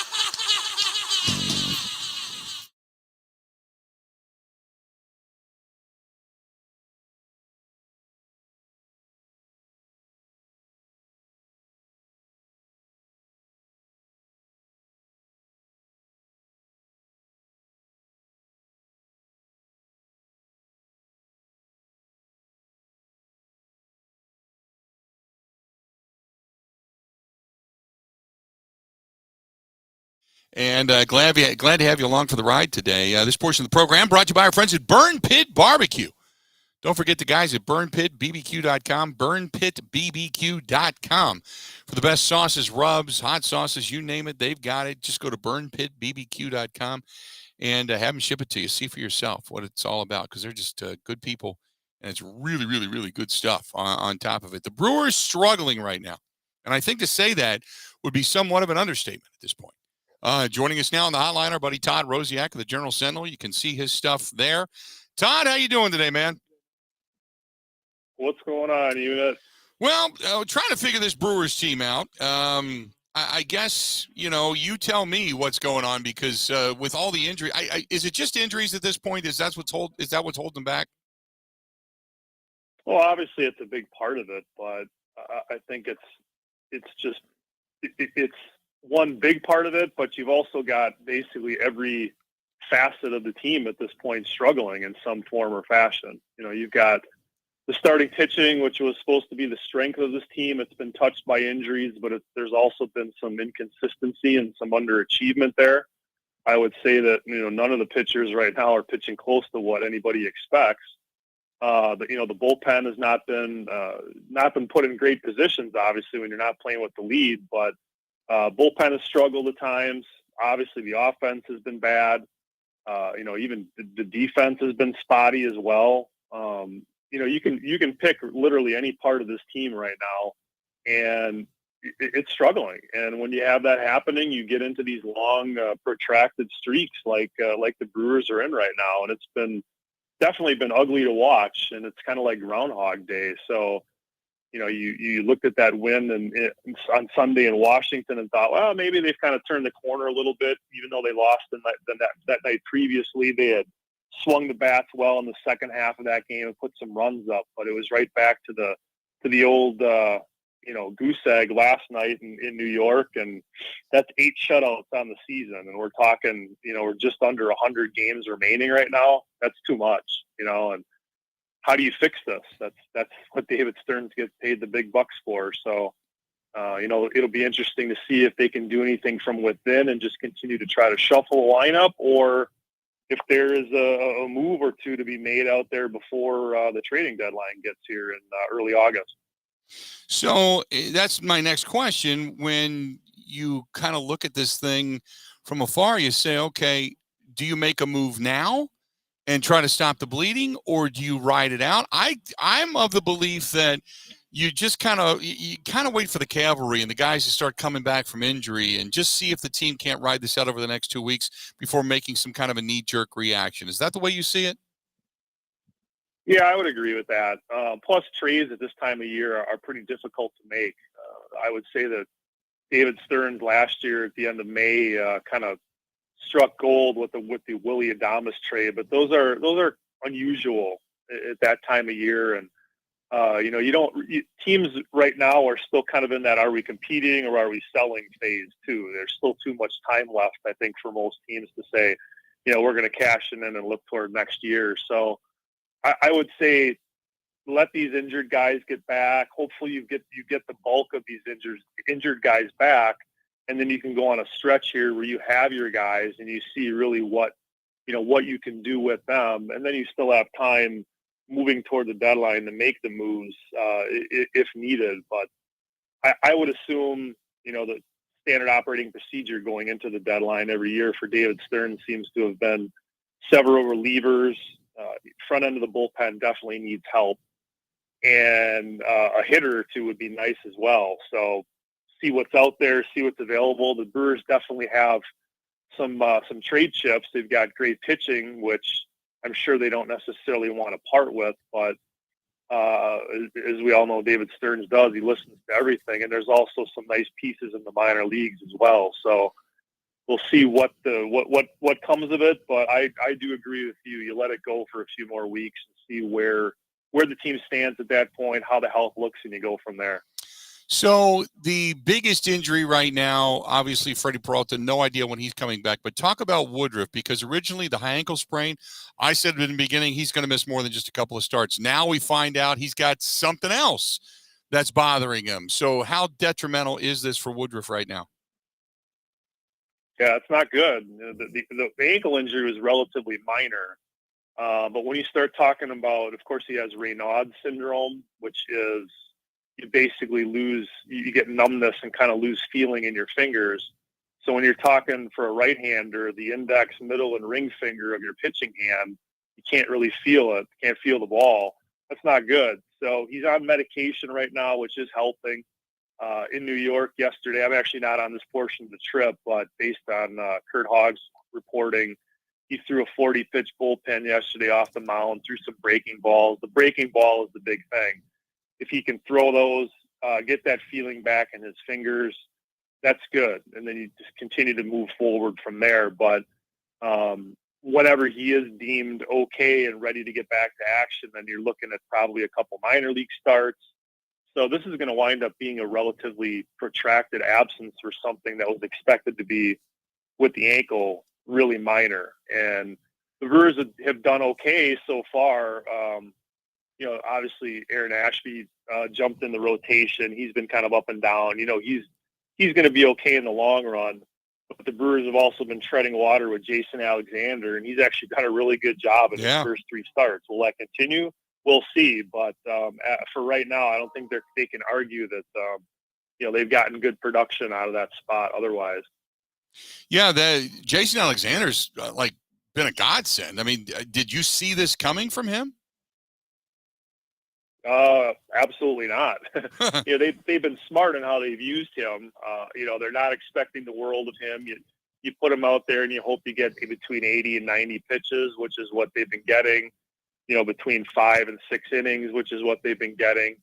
And he's not nothing flashy. They're visiting, or the opposing team is going to make contact against them. The ball's going to be on the ground a lot, but by and large, he's been one of those bend but not break kind of guys so far. So if he can continue to pitch like that, there may be a spot for him in the bullpen moving forward once Brandon Woodruff does come back. But definitely a nice find, and one of those under the radar kind of scrap heap moves that the Brewers tend tend to make several times a year where they get contributors out of guys that other teams have basically given up on.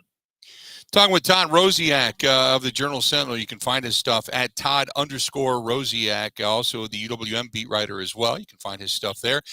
So I want to go into Colton Wong getting ready to come back. What kind of a boost do you expect Colton Wong to give this team when he finally makes it back into the lineup? Another bat, another spark plug. I would assume that they'd plug him back in toward the bottom of the lineup. I think Christian Yelich, they want to let him ride up there in the leadoff spot for a while, and hopefully he continues to make good contact and hit the ball. But, Colton Wong is obviously a veteran and tested, been through the battles and everything. He's had a rough year overall. He's been battling a lot of injuries, a lot of nagging stuff, and the defense just has not been up to par. You're talking about a back-to-back Gold Glover before he came to the Brewers.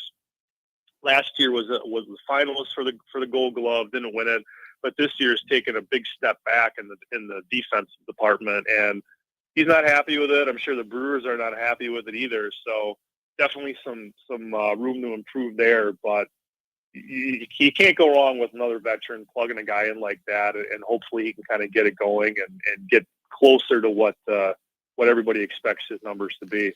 Yeah, I'm kind of, when you talk about the Gold Glove side of things, I have been kind of shocked at just not even like fly balls that are difficult to get to. I'm talking about just some goofy hops or some misplays where it was belt high bounces that instead of having the glove up, he had it down, and things like just have affected the fielding in a weird way this season. And then you put on top of it the fact that the bats have been relatively silent. Where is this team when it comes to the comparison of others in the committing of errors? Because it seems like at times they come in bunches. Yeah, well, that's what I was just going to say is they do come in bunches, and again, there's really nobody on the team that has been immune to it. It's kind of gone across the board.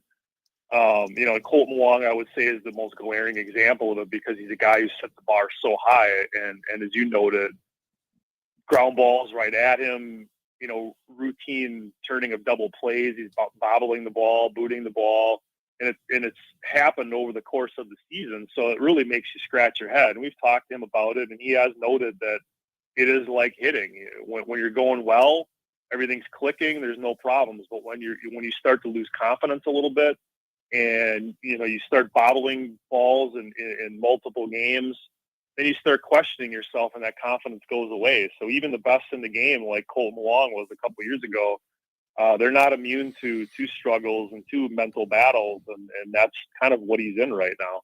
How has Craig Counsell done in this stretch, in your opinion? Basically, I would say great. From a kind of steady as she goes attitude and demeanor, there's nobody better in baseball, I would say, than Craig Counsell. It never really changes. And I know that frustrates fans. Fans like to see guys come flying out of the dugout and do the Earl Weaver and, getting in umpires' faces and calling players out and everything. That's not Craig Counsell's style. It never has been. He got ejected in Washington on Friday at the start of this road trip, but it was a couple of specific instances that had made him angry at the home plate umpire. But, as far as the demeanor goes, you need somebody in these runs, especially the negative ones, to keep an even keel and keep the ship afloat. And he's not one to panic. He's not one that's going to get in the players' faces and all that sort of thing. He just continues to plug away, and he expects the same out of his players. So, fans by nature panic, and this is definitely a bad stretch. But as we said before, we're right around 100 games remaining in the season. There's still a lot of baseball to be played. Changes, small and maybe big, coming down the pike. So it's certainly way, way, way too early to start panicking. Good stuff as always, my friend. We will touch base again, and if any trades are down, we'll touch base back with you right away. Okay. All right. Sounds good, Bill. Thanks. Appreciate it. Talk to you soon. There you go. That's our buddy Todd Rosiak of the Journal Sentinel at Todd_Rosiak. At Todd_Rosiak over on Twitter. He joins us on the hotline, and good to get his perspective. And yeah, I've been a big supporter of Counsell's for a lot of different reasons. And when I asked him, I wanted just kind of the honest answer. And as he said, it's been the steady as she goes. steady as she goes. So, you don't want to be crazy overreactive. There's also something about Christian Yelich I want to bring up when we come back that I think is very poignant at this point as well when it comes to the power number specifically.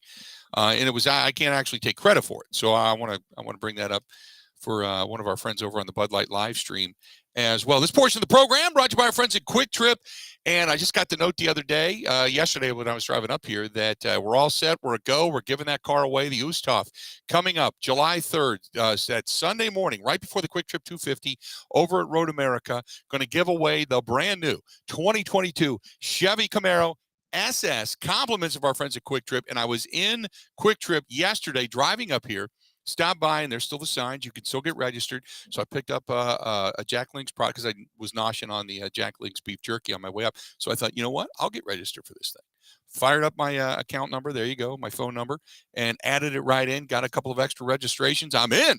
So I'm hoping maybe I'm one of the 10 finalists. But Quick Trip, giving this thing away on July 3rd. You still got some time to get registered for it, and they're giving a bunch of cash away all throughout the season as well. All you got to do is stop at a Quick Trip, use your Quick Rewards card when you go there, and get yourself some free stuff along the way as well, and continue to build up points.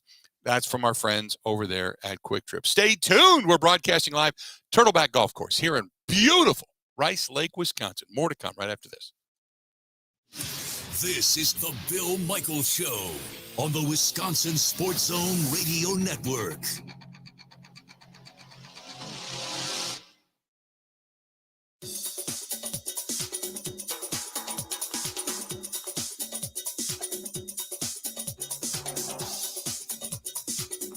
Bill Michaels will resume in 3 minutes.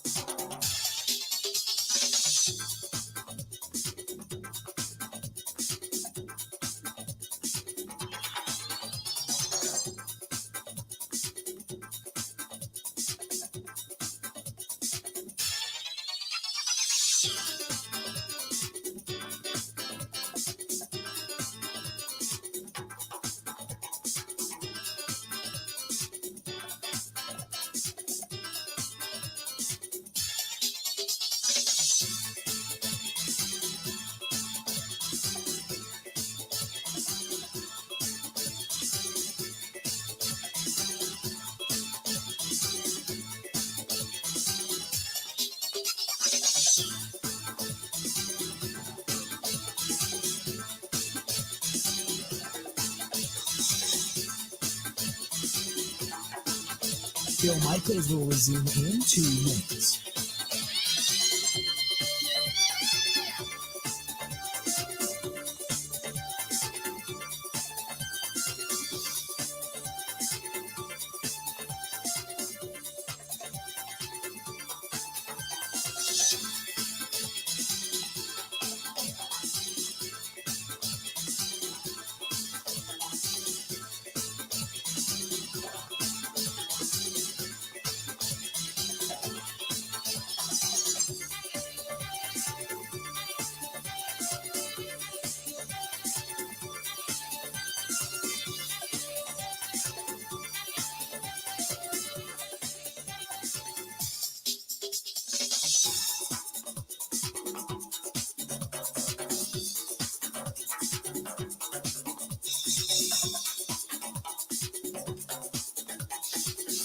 Bill Michaels will resume in 1 minute.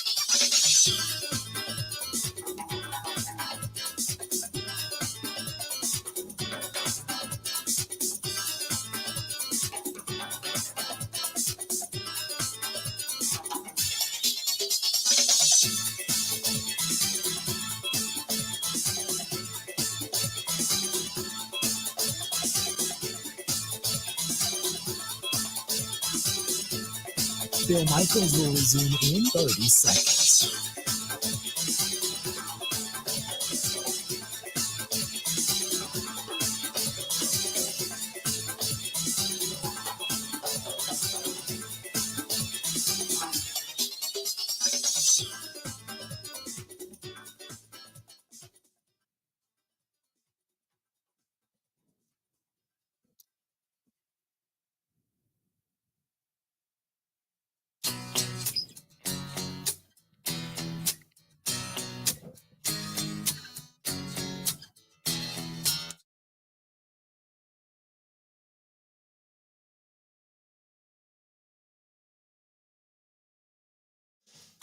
Welcome.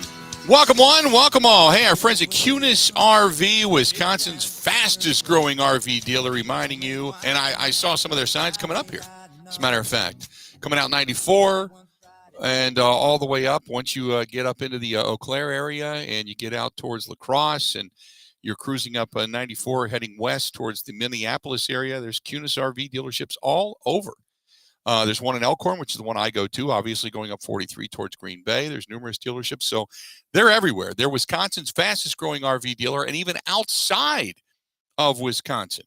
And I can't say thanks enough to them for providing us again this year with a big unit cruiser, but they do have great deals. And I know the interest rates are going up, but you got to get there because most likely you're not taking a car across country, or if you are, you're probably going to go camping somewhere. Because taking the ginormous trips right now might just be out of the question for the big family vacation. So why not get yourself, maybe you can even rent them for that matter. Rent one and go to some of the campsites right here in the state of Wisconsin or just beyond the borders. Whether it's Jayco, Alliance, Dutchman, Forest River, they've got it all. Go to Cunis, Kunes, CunisRV.com. That is CunisRV.com. And tell them we sent you. Great people down there. Great people. Got a lot of just kind of knick-knack stuff going over here. This one's from Crazy Dave, Crazy Dave, Krazy, Crazy Dave, who says, I think David Stearns is doing a disservice to the Brewers and their fans. They're sitting on the money. They're going to ask the taxpayers for additional funding for the stadium. They should be spending money on this team right now. It's not that easy, guys. Crazy Dave, it's not that easy, man. You just don't go out and just blow a bunch of money and say, here you go. It's not the Yankees. And I hate to say that. I hate to be the big bucket of cold water that says that, but that's the truth. Right? I mean, that's the truth. They just don't have that kind of money laying around. Right? Don't people forget that Giannis is a part owner too? When is he going to get heat? Right? Yeah. At what point do people give Giannis all kinds of stuff? I want to go back to what Brentley said. And by the way, you're correct, Ben. I want to go back to what Brentley said over on the Bud Light live stream following us. And hi to all of you over there watching and listening and looking at the ominous-looking sky, the darkening sky here at Turtleback Golf Course in Rice Lake as we're getting ready for another round of showers and thunderstorms. He said, when it comes to Christian Yelich and people saying that he's a slap hitter right now and just getting on base, isn't that the leadoff batter's main job? Get on base. I mean, he's batting okay right now, and if the power doesn't come back, then leadoff is a perfect spot for Christian Yelich. People forget how well he does run the bases. And Brentley, we can't forget about that. That's true. He's just trying to set the table. And being asked to kind of gather himself again in that role, you're right. You're right. So the heat that even at times I place on one Christian Yelich, I will agree with you, Brentley. And you are the voice of reason coming out of the wilderness sometimes for those of you listening on the Bud Light live stream. So there you go. I appreciate it. Hey, coming up in about half an hour from now, Gary D'Amato talking some U.S. Open, and we'll talk some Live Tour as well, as that continues to be the spinning controversy regarding the PGA Tour and the U.S. Open this week. That gets underway officially tomorrow. And I'm sure we'll have that on the televisions here in the bar. Well, then again, tomorrow we're out on the deck. We're not watching the TV tomorrow. We got our own celebrity golf outing going on up here. The 2022 Rice Lake Celebrity Charity Classic tomorrow happening up here at Turtleback. 2 hours down, 2 hours yet to go. The rain and showers now beginning to fall. As that's okay. Gets that course nice and soft and ready to go for tomorrow. Today, we're just hanging out. Today. Tomorrow is when it gets underway for real. You can see golfers right now scrambling to get under the deck. Keep the clubs dry. There you go. Love it. Stay tuned. More of the Bill Michaels Show. It's coming up from Turtleback here in Rice Lake right after this.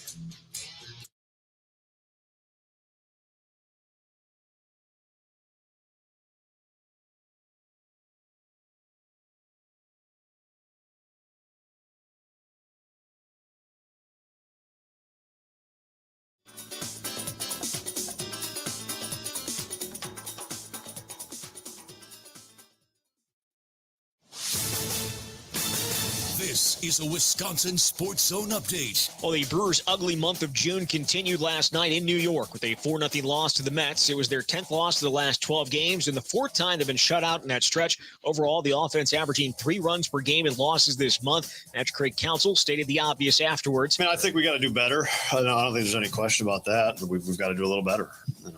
Obviously getting shut out, that's never going to work. But I think we can be better. I think we will be better. Yeah, this is the story. Adrian Hauser took the loss last night by giving up 4 runs, including 3 in the first inning. Milwaukee going to look to get back on track tonight out east. Send Corbin Burns to the mound. Reigning Cy Young Award winner comes in 3-4 with a 2.58 ERA. The Mets counter with David Peterson. He's 3-0 with a 3.0 ERA. First pitch at Citi Field is set for 6:10. For nearly 40 years, ABC of Wisconsin has been helping men and women transform themselves into well-paid, productive members of their construction teams. Have you thought about a career in a skilled trade? These are the types of skills that could secure your future. Jobs that can't be outsourced to someone overseas. Be in demand. To get your career started, go to buildyourcareerwi.org. Well, the Packers going to be on the field tomorrow for one final time as they close out the offseason program with another OTA. Yesterday's practice missing quite a few veterans, including nearly the entire starting offense. The team did make one roster move official yesterday as they switched backup kickers, cutting Dominic Everly and signing Gabe Burkich, who was just cut by Minnesota. After tomorrow, the next time the Packers are on the field going to be training camp July 27th. And finally, the Badgers going to be without safety Travion Blaylock this season. School confirmed to The Athletic today that the senior tore his ACL in spring. ESPN the first to report that news last month. With this Wisconsin Sports Zone Network update, I'm Zach Heil, Print.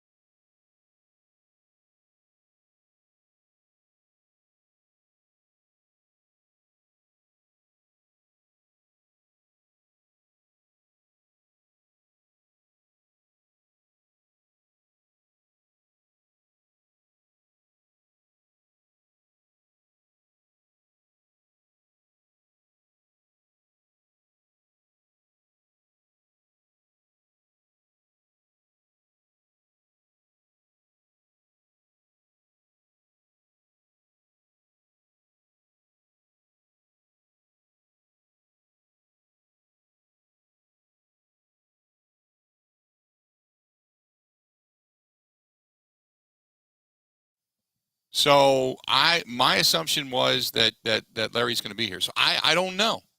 That's a great question. Is Larry going to be here? So we'll see. We'll find out tomorrow. 877-867-1670. If you want to find us here at Rice Lake, please stop by. Otherwise, you can always track us down over on Twitter. You can track us down on Facebook, many different facets. Again, 877-867-1670, 877-867-1670. Going back to talking about Christian Yelich, if Christian Yelich becomes a permanent leadoff hitter, okay, doesn't give you the power, but gives you as a permanent leadoff hitter and hits for average, better on base percentage, but the power numbers aren't there, is that still a success for Christian Yelich and for the Brewers?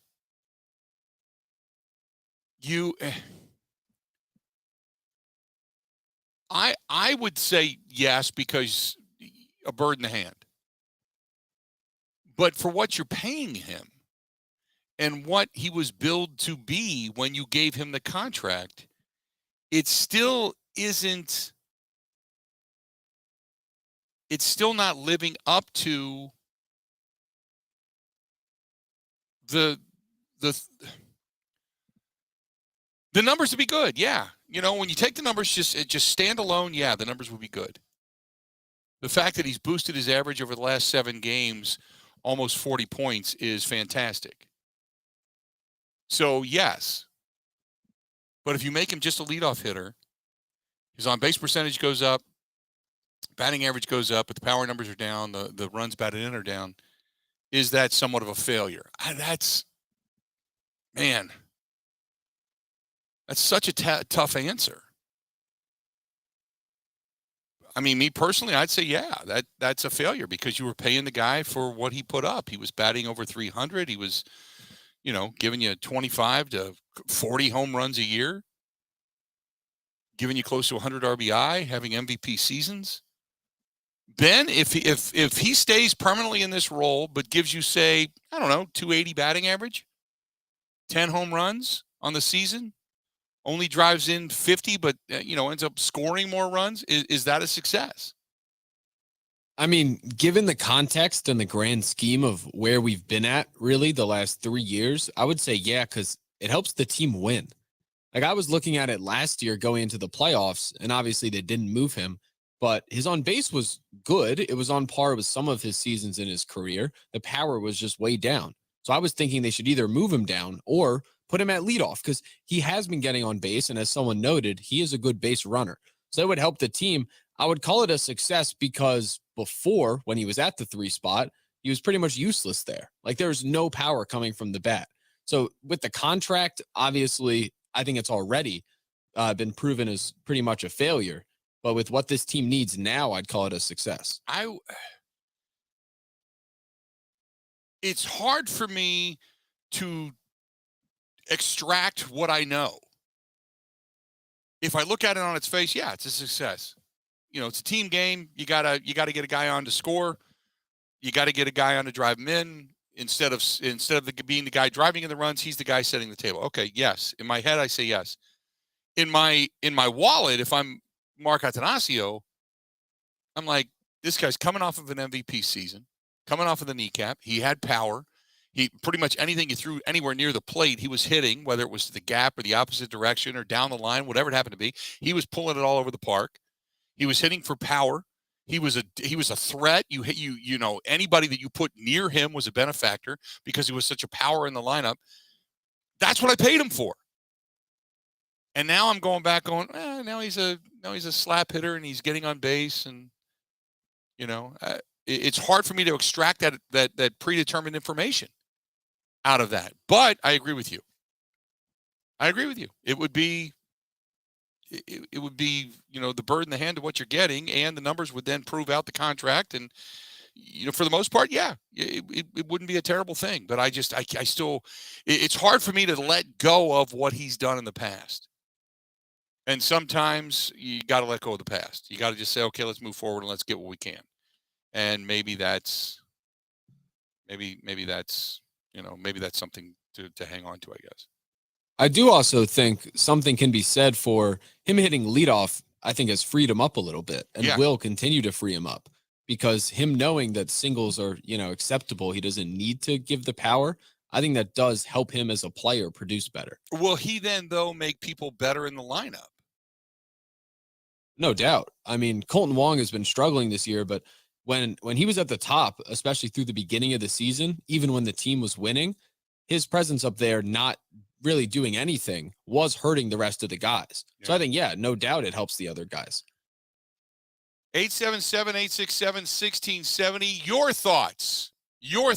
If Christian Yelich stays in the L1 hole and hits for average, hits for an OPS, but does not give you the power numbers nor the RBIs that he was expected to give you, do you consider that a success? 877-867-1670, 877-867-1670. You can find us via Twitter as well, @Bill_Michaels, @Bill_Michaels. And you can also track us down on the Facebook fan page. You can email the program, thebillmichaels@gmail.com. That's thebillmichaels@gmail.com. Interesting. Bill, I also think you look at like Adames hitting second. In the past, they could pitch around him. If they know there's a guy on second, 2 outs, pitch around Adames a bit and then get to Yelich in a way. With Yelich not hitting their 3 and more production and more power coming there, then that will get, Adamas seeing better pitches, other dudes in the middle seeing better pitches constantly. By the way, just got a text message. Lynn Dickey's on his way over. So Lynn's going to try to swing by him and Paul Kaufman, which they're either coming over to the golf course to play golf once the rain subsides, or they're going to pants me when I go to the bathroom during a commercial break. One of the two. Just that kind of way. But he said they'll swing by. So who knows? We'll see if we can't get one or both on the program at some point. Good stuff. 877-867-1670. Rick says, yeah, it's a team game, and if he can fill the role that he's doing, then he's doing his job. That's over on the Bud Light live stream. This one's from Rapino, I should say. Pardon me, Rapino, who says, absolutely, if he's giving you average, it's better than what he was giving you when he was sitting in the 3-hole. Nardish says, yes, Yelich would then at least be contributing. A lot of the guys on this team are not. Allen says, hell yes, if he can give you some numbers and start getting back to what he once was, maybe he can work his way back into the 3-hole and start giving you power numbers eventually.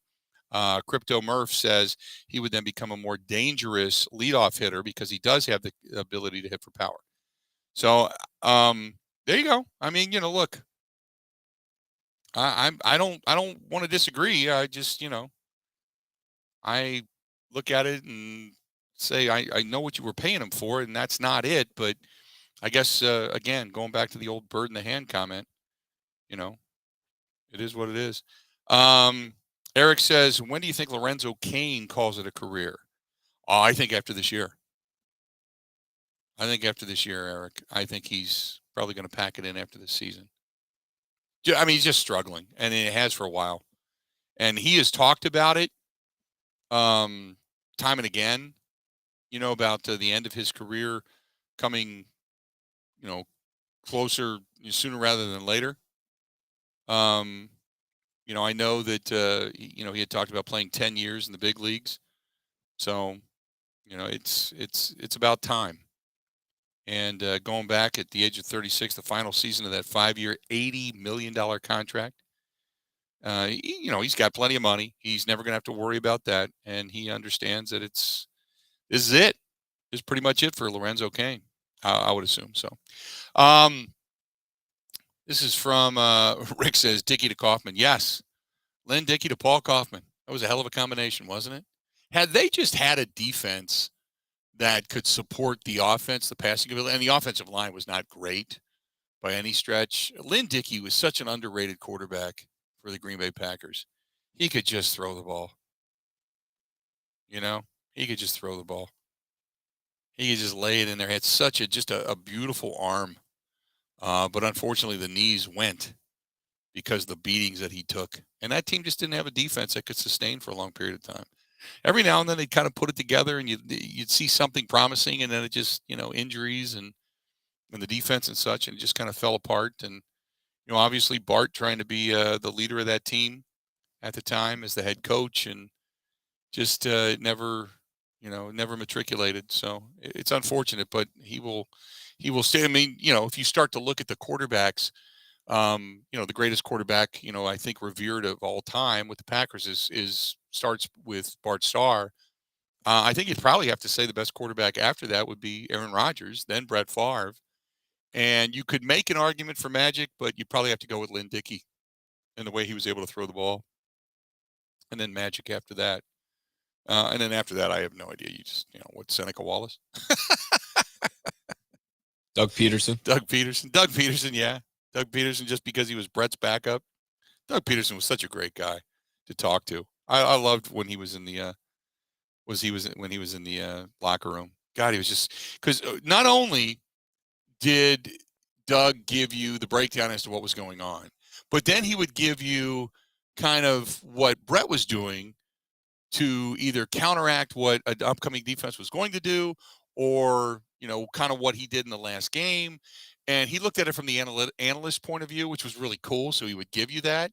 But yet he could do it without getting into trouble because, people didn't listen to the backup quarterback. Come on, he can say what he wants, that type of thing. But yet he was Brett's buddy. So he'd give you every now and then the wink and a nod into the inside of Brett Favre. So it was really cool when Doug Peterson was in that locker room to sit down and talk with him. And like I said, he was also Brett's hunting buddy. So Always had some good stories to share. He'd always say, "Is your mic off?" Yeah. Okay. Well, this is what we did. And then he'd tell us some story about going to the woods and, finding a buck or a deer or something like that. Kind of going from there.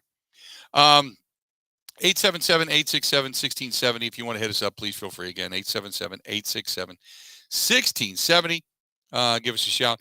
We're going to go ahead and take a quick break. Come back. We were broadcasting live at they're getting back out on the golf course now. The rain, still raining, but it's not pouring the way it was just a couple of minutes ago. But at least the skies are starting to get lighter.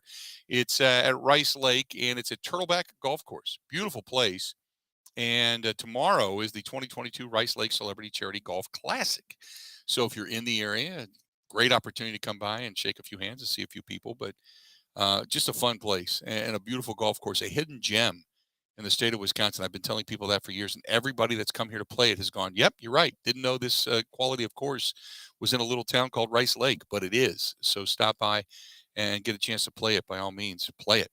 This portion of the program brought to you by our friends at New Mail Medical.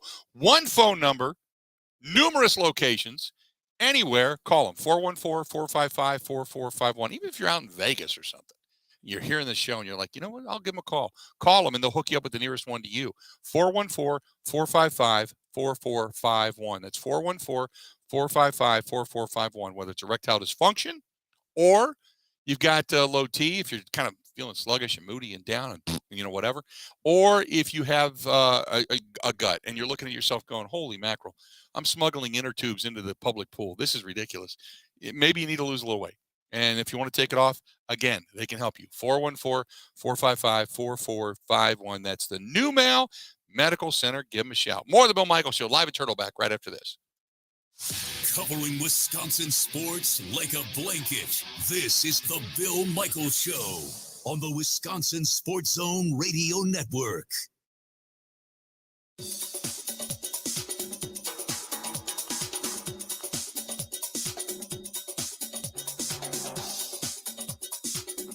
Bill Michaels will resume in 3 minutes.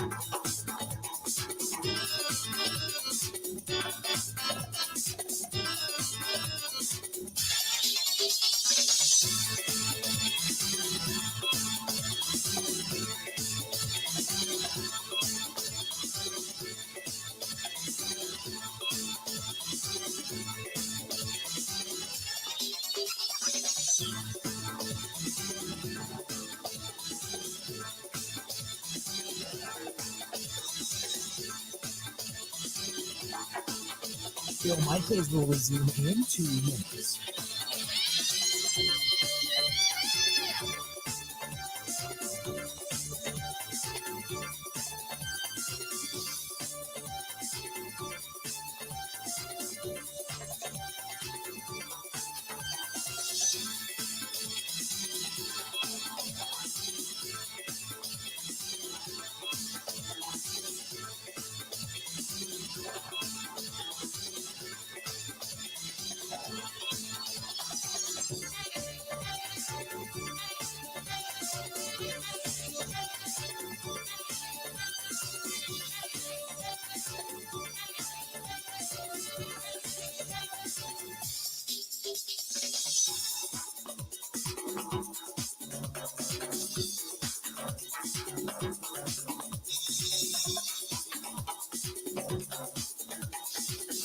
Bill Michaels will resume in 1 minute.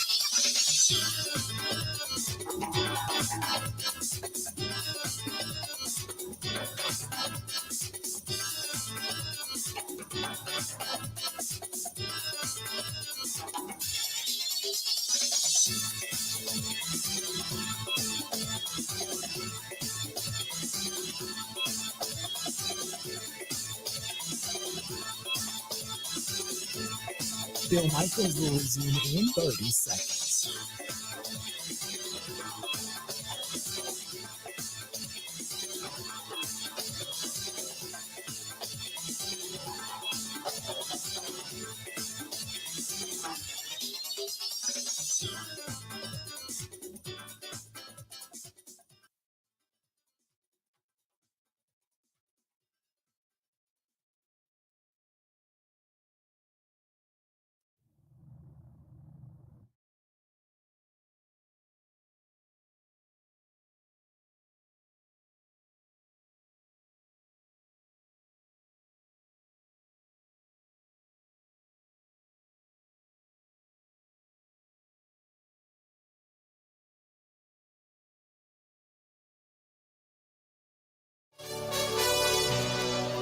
Welcome back. How we looking? Bill Michaels Show. We continue on. Hey, our friends can't do this on site here without our great friends at Link Ford in Rice Lake here. Link Ford and RV. They're a great place, and they're committed to delivering the best prices, finest vehicles, and top-notch customer service. They've got an award-winning team at Link Ford right here in Rice Lake, and God love them. They're great people. I'm going to be there, as a matter of fact, on Friday doing the show live. They put me kind of like in a front service bay. I'm not. Some people walk in and go, yeah, I'm here for an oil change, and they'll flip me the keys. Like, okay, what kind of car you got? Oh, that's pretty nice. I'll take that for a spin. But come on by to Link Ford on Friday. Link Ford and RV Center here in Rice Lake. They also have the Collision Center as well. In case, God forbid, you're in an accident or one of those pesky deers get in the way. But they've got a terrific new vehicle inventory, used vehicle inventory, but their service is outstanding, and they're just damn good people. That's our friends at Link Ford and RV here. 877-867-1670. Our buddy Steve says, so much for not talking about the Brewers when they suck. I know. Look, what else? What else you got right now, right? It's not like we're shaming them into being better. The outcome of not talking about them would be what? For them to go, you know what? The Bill Michaels Show. Quit talking about us because we stink so bad. We better put money into this team or Bill's going to be mad at us for a long period of time. Think about that, Steve. Do you think they're sitting in the offices right now going, holy crap, unit's not caring. We got to do something. I don't think it quite works that way. I don't think David Stearns is tapping his pencil, like tap, tap, tap, tap, tap, tap, tap, tap, tap, tap, tap, tap, tap, tap, going, when are they going to talk about us? Tap, tap, tap, tap, tap, tap, tap. Just thought I'd throw it out there. 877-867-1670. You want to find us, do it. So again, thanks to our friends from Link Ford. There you go. This is Mark who says, I am fine with Yelich being in the leadoff position if he finds his mojo, and then has, as you had mentioned, finds his mojo, then he'll be one of the best leadoff hitters in all of baseball. Let's only hope. You are correct. That logic, living on hope, I cannot argue with that logic. 100%. If indeed it happens. If it doesn't, then it's just, what do you got to lose, right? Nothing. You got nothing to lose. Because let's be honest, Colton Wong wasn't really hitting the hell out of the baseball at the leadoff position. Nobody else was either. So it is what it is. As long as you're getting on base, you're setting the table, and guys behind you are trying to do something, doing something with runners in scoring position, go for it. Again, it's just a different way of earning the money, I guess. I shouldn't look at it as the power numbers that they were paying for. I should look at it as the overall productivity, and does he make players in the lineup better? Does he put pressure on pitchers? Because that's the other side of this. Tom, who says, we want you back in Milwaukee live. What do we need to do? Tom, get a hold of them at the Big 920. They're one of our fine affiliates there. The Big 920 in Milwaukee. Tom also says, if he puts pressure on pitchers, does that not help the ball club? Yes. If you are getting on base at the top of the lineup and you are causing pitchers to throw from the stretch, to worry about your ability to steal a base, your ability to go from first to third, on an extra base hit, go from first to home, yes, you are correct. I should not poo-poo that ability. I do because of the power numbers. I want the power numbers back. But, Tom, ultimately, yes, you are correct. I cannot argue with that logic. I will tip my cap to you. Turtleback might be a haul from the southern part of the state, but it's all a 4-lane highway. By the way, Bloomer Cafe is a must-stop if you love pie. Breakfast there is to die for. The Bloomer Cafe. You know what? I get here to the golf course at about 7 in the morning. So I don't know what time the Bloomer Cafe opens, but I will certainly try to make it a point to get there. Maybe because I'm going to get out of here right away today. There's really nothing going on at the golf course other than just, people playing golf. So today when I get off the air, maybe I'll zip over to the Bloomer Cafe. It's not far from here, I don't think. But I will try. There's also Norski's, if I'm not mistaken. Norski's is over there on the main drag, the first Rice Lake exit. And they've got good pie too. But the Bloomer Cafe, I will have to make it a shot to get it. You're right. It's not bad. I think, Rick, from my house in just west of Milwaukee in Waukesha, I think it maybe was 4 hours, with a stop. I stopped at Quick Trip to fill up with gas and grab a couple of things. It wasn't bad. Talked to a few friends, did a few business calls, listened to the radio, listened to the Brewers game. Wasn't bad at all. I enjoyed it. And you're right. Traffic-wise, it's not bad. I mean, I think the heaviest traffic you get is when you come out of Madison, you're near the Dells, and then once you get to Eau Claire, but that's it. Not a bad haul at all. And a beautiful place up here. 100% correct. Corey says, my Brewers are going to be okay. People need to quit overreacting. If you want David Stearns to make a move at the trade deadline. Don't make a move every time some player goes down and some guy doesn't get a hit. Otherwise, you would be trading away all the talent by the end of season, and we would have a farm system of you and me. That is from Corey. Corey, I understand. A little dramatic, but I understand. It would be you and me and probably Ben. But Ben's knees can't get behind the plate anymore, so he would probably be either a DH or he'd be our first baseman. Bullpen catcher. Bullpen catcher. There you go. Because then you can kind of sit down. You can find one of those little rolling chairs like mechanics have. Sit in one of those. Oh, that was my life goal when I was 9. I wanted to be the Phillies bullpen catcher. That's not a bad way to go. I'll do that. The Phillies bullpen catcher. You can make a living doing that too. Yeah. You still get paid the stipend on the road. You just pocket the stipend. Just hang on to it. Don't go anywhere with it. It's impossible to be disliked. Yeah, right? Yeah, you don't do anything wrong. You're just warming up guys. If you can be the bullpen catcher and never have to worry about the fans chewing you out, get that gig. You make a little bit of money, still play some baseball, still hang with the team, all that kind of stuff. Yeah. Plus, when there's a brawl, you could still run in from the dugout or from the bullpen. And you're already wearing the knee pads.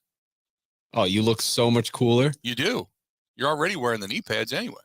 The shin guards. You got that. No doubt. 877-867-1670. 877-867-1670. Jeffrey says, the way things are going, we might be sellers at the trade deadline. No. Jeffrey, come on.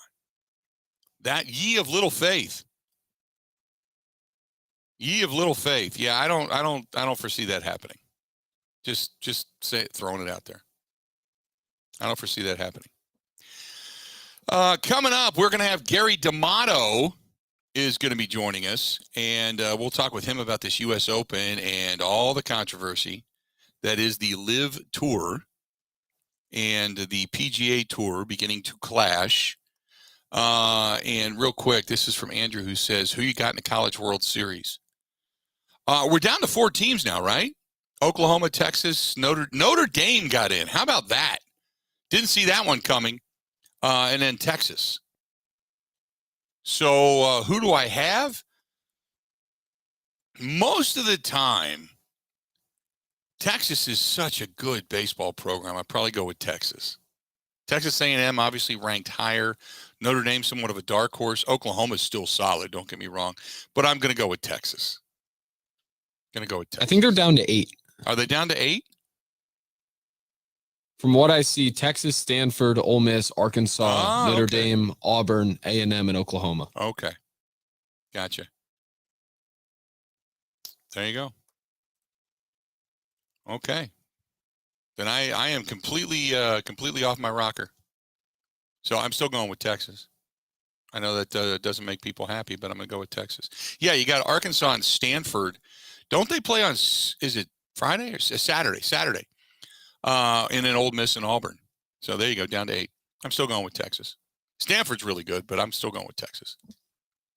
There you go. Let's do this. Gary D'Amato, the Journal Sentinel, or not the Journal Sentinel, of Golf Wisconsin, going to be joining us coming up next. A long time with the Journal Sentinel as the golf writer. And talking some U.S. Open, talking some Live Tour. All of that coming up next on The Bill Michaels Show. Covering Wisconsin sports like a blanket. This is the Bill Michaels Show on the Wisconsin Sports Zone Radio Network. The Thunder is back, and you don't want to miss it. June 30th through July 3rd. It's the NASCAR Cup Quick Trip 250 and the Xfinity Series Henry 180. For tickets, go to roadamerica.com.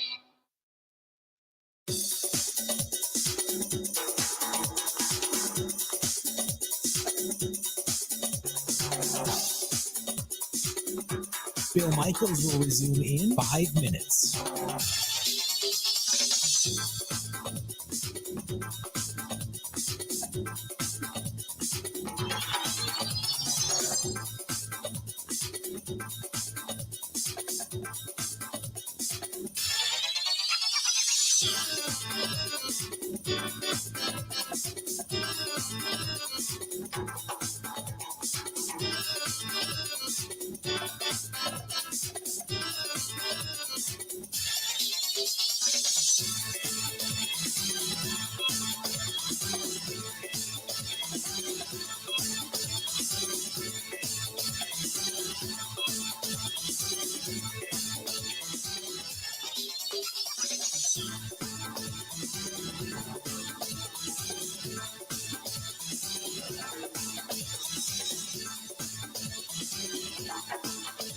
Bill Michaels will resume in 4 minutes.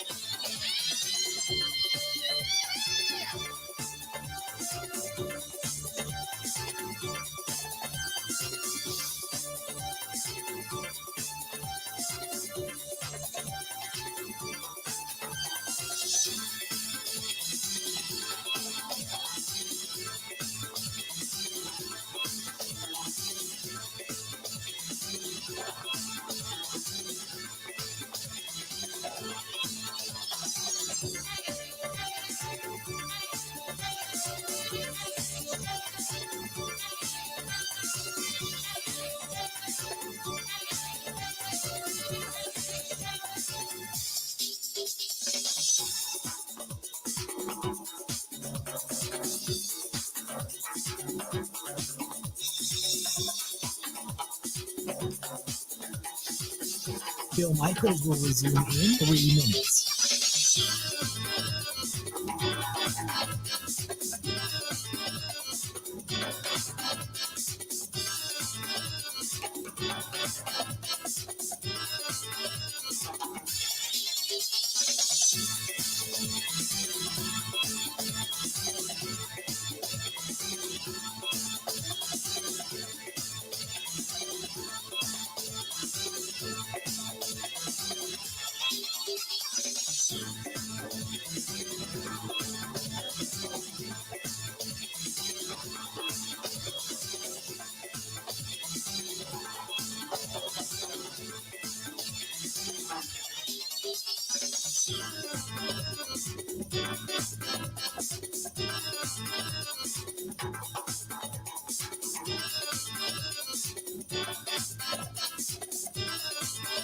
Bill Michaels will resume in 2 minutes.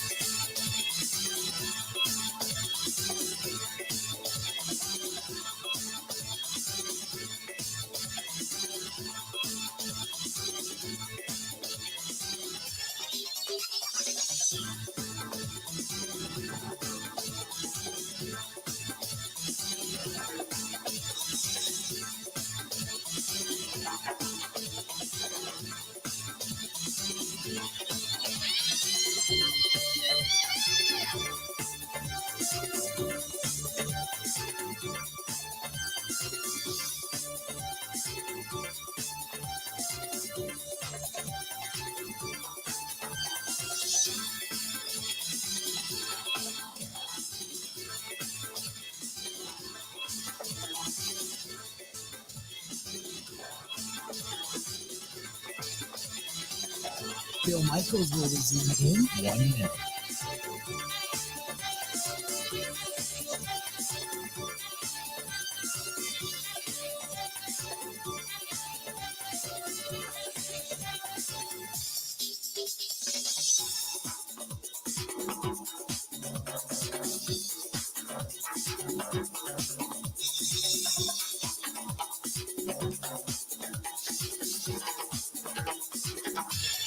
Bill Michaels will resume in 30 seconds.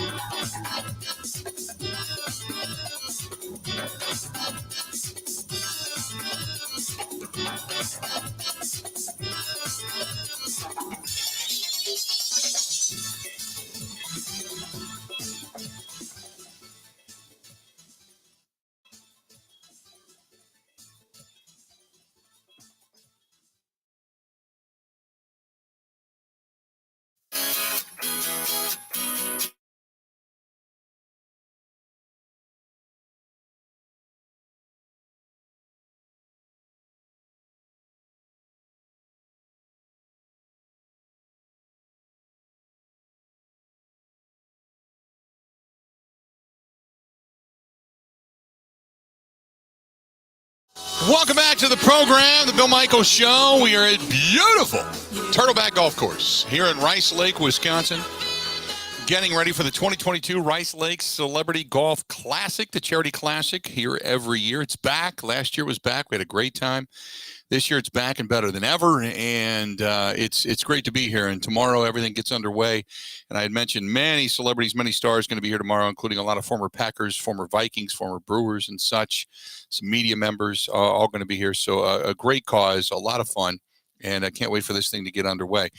Speaking of golf, though, our buddy Gary D'Amato is joining us from Wisconsin.golf, and you can find him at Gary D'Amato Golf over on Twitter, joining us on the hotline. Gary, how you doing, pal?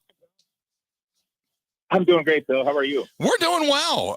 The sniping is hitting an all-time high. The rhetoric is hitting. I thought the battle between DeChambeau and Koepka was large.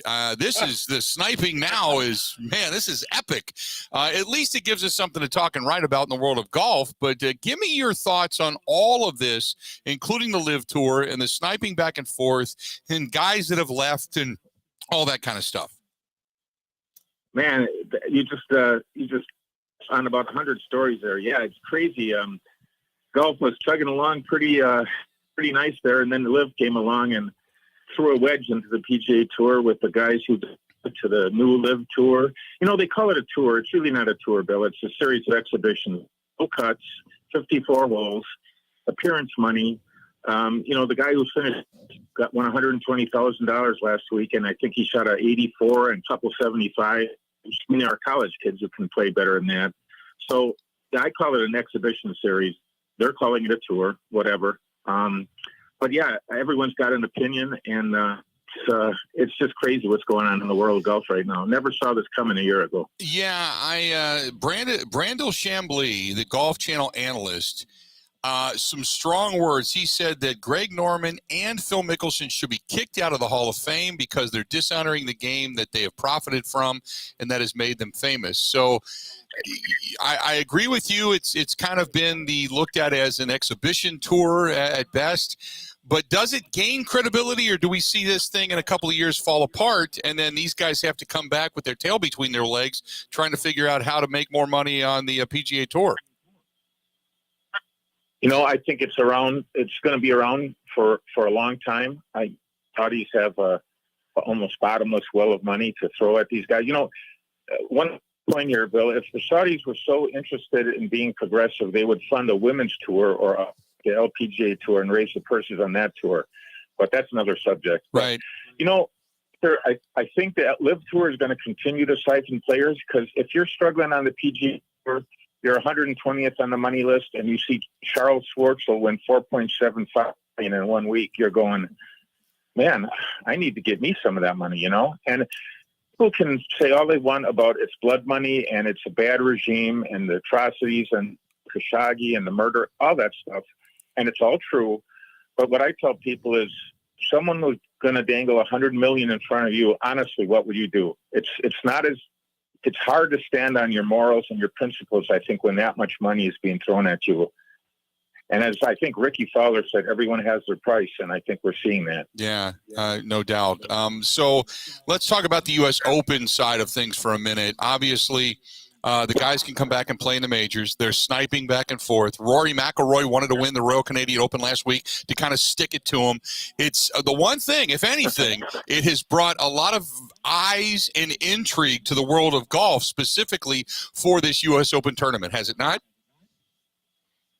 Oh, no question. I mean, people who don't unwit about golf are at least kind of curious and watching and wondering what's going on. So, yeah, it has definitely elevated interest in golf. And, yeah, you're right. Rory went last week that leaderboard last week at the RBC Canadian Open was huge for the PGA Tour. All of the big names, or a lot of them who are, so outspoken against LIV, were on that leaderboard with maybe the leader in the clubhouse for anti-LIV, Rory McIlroy, winning the tournament. So, yeah, people are paying attention to what's going on here. So give me your thoughts. Who's kind of the favorite coming up this week, beginning tomorrow? Yeah, I mean, there sure are a bunch of big names that are hot right now. Scheffler won a Masters. Rory McIlroy is coming off a victory. Justin Thomas has been, the PGA and has been really close in a couple other tournaments. It's good to see all the big names on top. Until recently was having trouble with his putter, but in his last start at Muirfield Village in the Memorial, he missed only one putt inside of 10 feet in 52 tries. So I like Rahm. I mean, I think he's going to play very well, but he's going to pass guys like Rory and Justin Thomas too. When you talk about this course and the way it sets up, guys have to obviously make putts, but this is not Augusta. This is not this giant undulation up and down through hills. This is a little bit better course, right? It's really interesting. It's only 200 and some yards. That's a lot of yards for most people, but for these guys, it's par 70.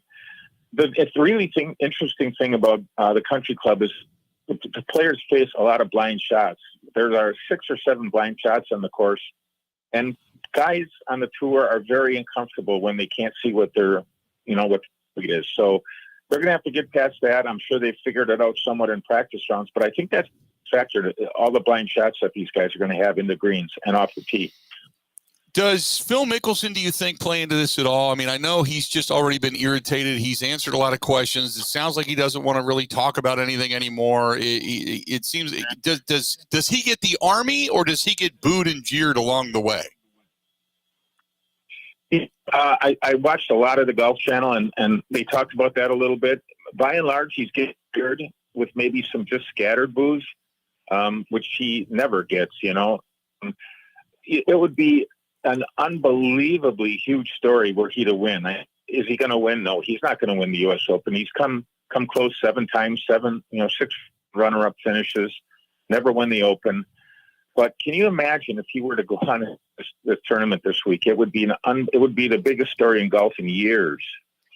Do you see these guys that have gone over to the LIV tournament, do they end up keeping their – because I know they're petitioning, correct me if I'm wrong, Gary, to try to get the World Golf Rankings to be included in the LIV Tour as well. So, I mean, what happens if, say, Phil Mickelson wins this but goes back and plays the LIV Tour and he's not playing PGA Tour events? What happens with all of that World Golf Ranking stuff?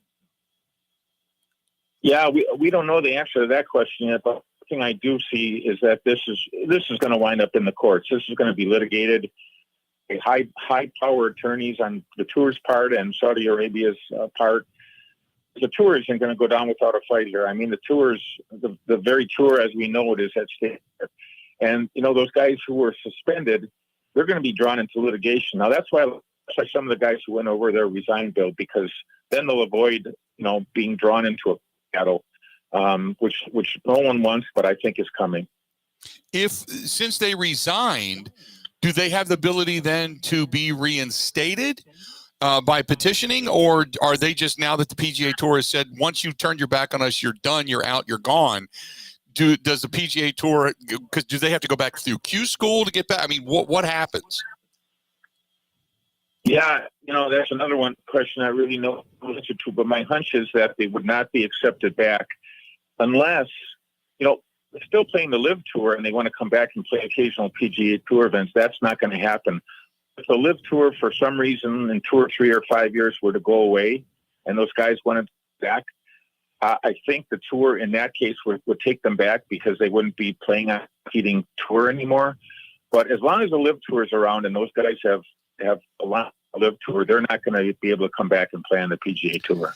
some of the guys I like. I think Rory McIlroy is playing with a mission right now and has looked pretty good in the last few weeks. Obviously, Justin Thomas, Scotty Scheffler.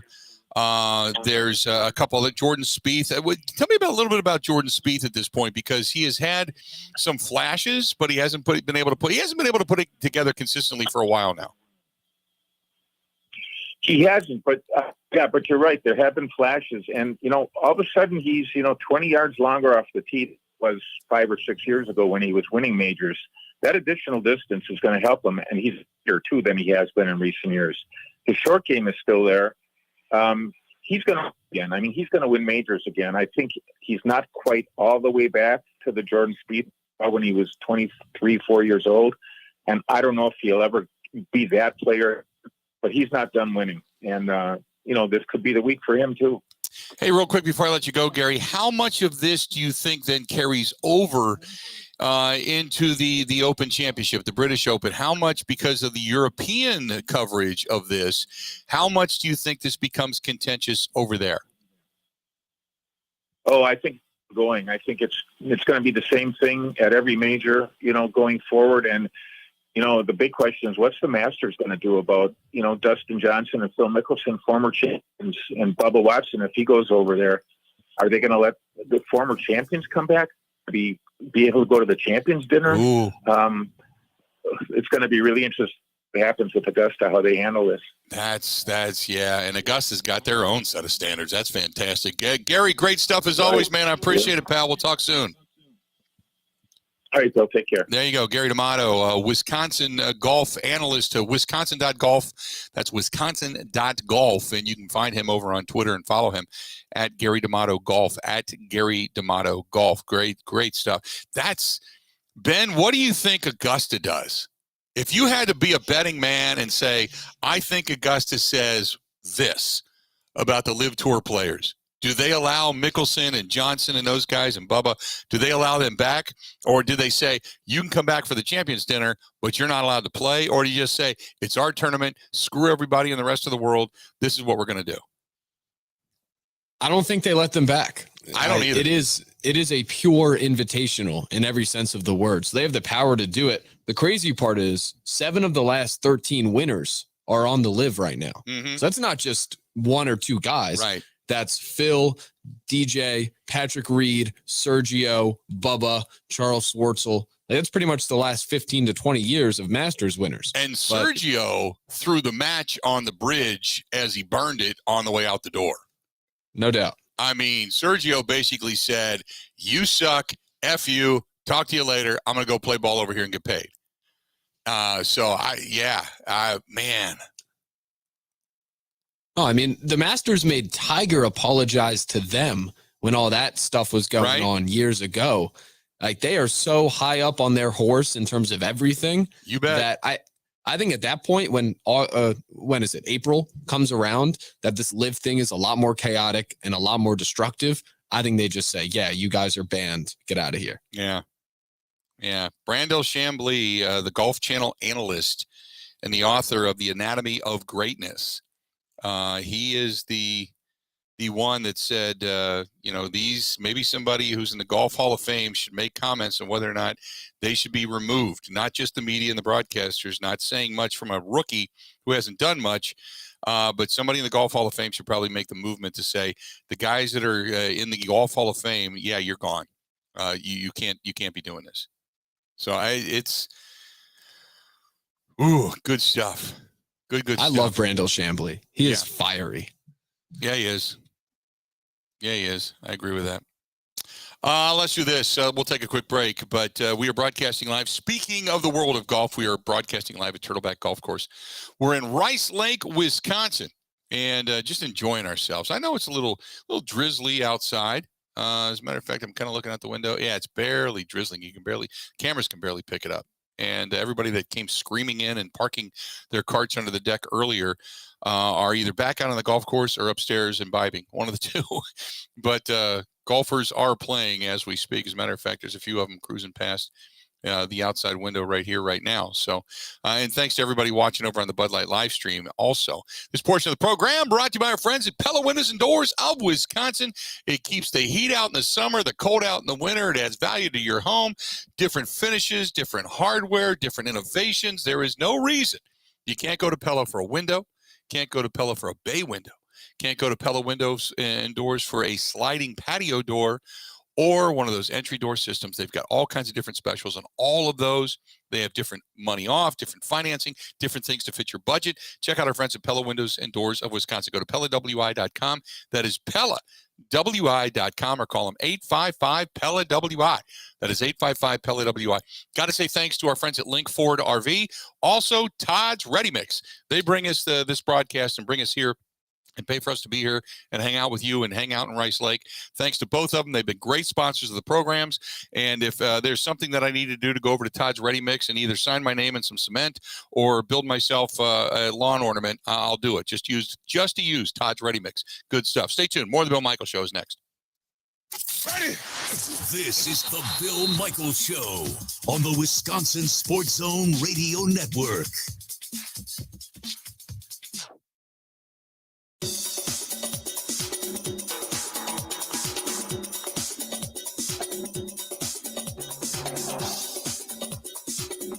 Bill Michaels will resume in 3 minutes.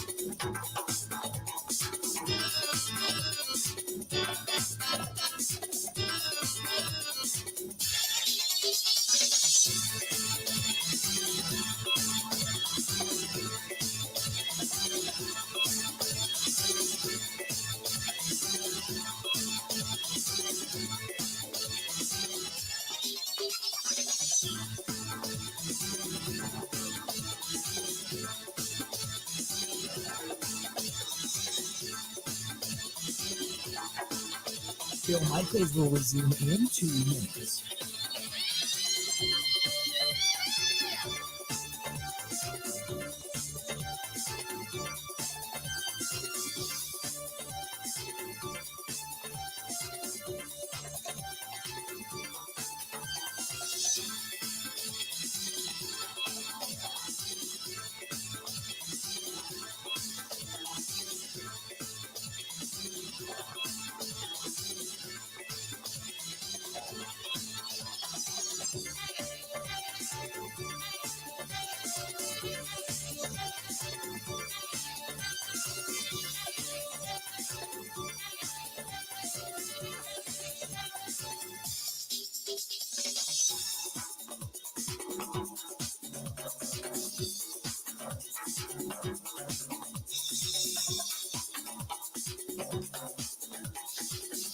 Bill Michaels will resume in 1 minute.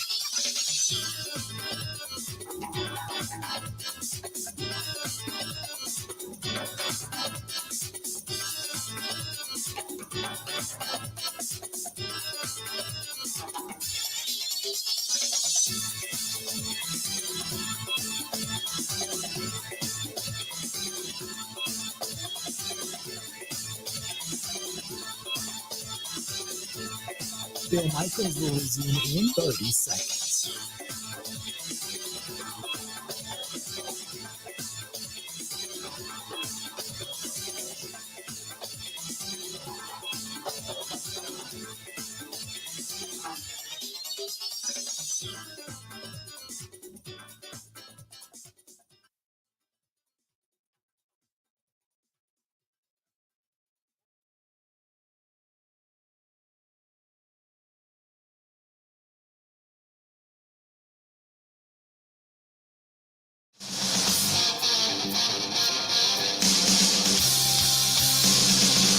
Welcome back. Glad to have you. Bill Michaels Show continues on. I made the comment about Todd's Ready Mix before. Big sponsor of the program up here in Rice Lake, locally. on our fine affiliate up here, and they said they can make you up some concrete boots if you'd like. Very Italian-esque of you. Thank you very much. If you're going to throw me into the deep waters, make it right here at the golf course. At least, you feel good about where your final resting place is. I like it. 877-867-1670. 877-867-1670. And appreciate you hanging out with us. Thanks so much, as always. So we were talking Brewers baseball a little before we went to Gary D'Amato. We were talking about that live golf tournament and what's going on there. Coming up, some of the guys, Eddie Lee Ivory, I just saw walking around, Lynn Dickey. I think what they're doing is they're going to play an afternoon round of golf. They're getting the golf clubs out because the rain is pretty much subsided now. And so we might be joined by one or more of the guys as more and more of the celebs, so to speak, make their way into town and over to the golf course to play the golf course today. Because anytime these guys can get out and play some free golf, believe me, they're going to do it. So we may be joined at the table here, down here in the 19th hole coming up here in just a little bit. Stay tuned for that.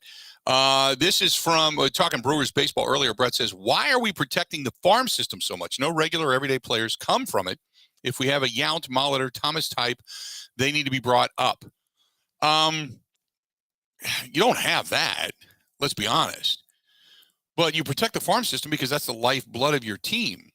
I mean, think about what has come up through the farm system recently in the world of pitching. When you start to really look at this ball club, you don't know what you have until you have it. And when you start to talk about the Brewers themselves, and I get it. Look, Christian Yelich was a trade, Adames was a trade, Rowdy Tellez was a trade. Nobody. Well, the only guy, Tyrone Taylor's the only guy that was drafted by Milwaukee, and that goes back to 2012. Castanheiro was a draft choice. Those are the only two positional players that currently come up through the system that were drafted by the Milwaukee Brewers. However, Corbin Burns, Aaron Ashby, those guys, Freddie Peralta, all drafted. Devin Williams, drafted by the Brewers. All of those guys. Brent Suter, drafted by the Brewers. We haven't seen this many pitchers that have been solid for the Brewers, that have been drafted by the Brewers, developed by the Brewers, come up through the system via the Brewers in a long time. So I'm not real big on just tossing guys to toss guys. I agree with you that when you have the word potential attached to your name consistently, you're not good until you shake potential, until you get good. So it is based upon all of that. But I don't think you wrap your arms around it, hang on to it real tight.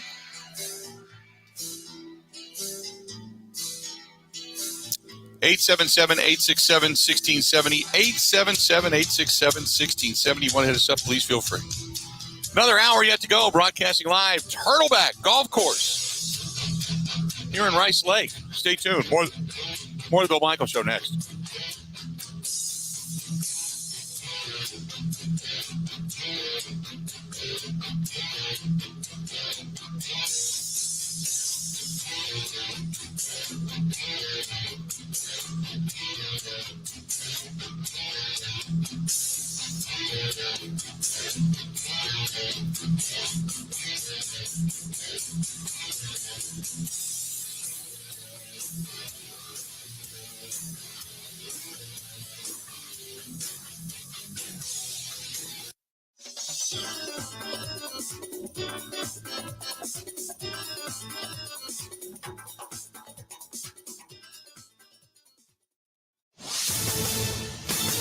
This is a Wisconsin Sports Zone update. Well, the Brewers' ugly month of June continued last night in New York with a 4-0 loss to the Mets. It was their 10th loss of the last 12 games and the fourth time they've been shut out in that stretch. Overall, the offense averaging 3 runs per game in losses this month. Manager Craig Counsell stated the obvious afterwards. I think we got to do better. I don't think there's any question about that. We've got to do a little better. Obviously getting shut out, that's never going to work. But I think we can be better. I think we will be better.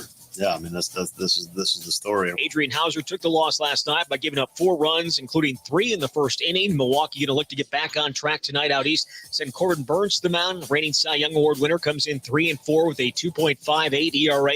The Mets counter with David Peterson. He's 3-0 with a 3.0 ERA. First pitch at Citi Field is set for 6:10. Rural Mutual Insurance, keeping Wisconsin strong.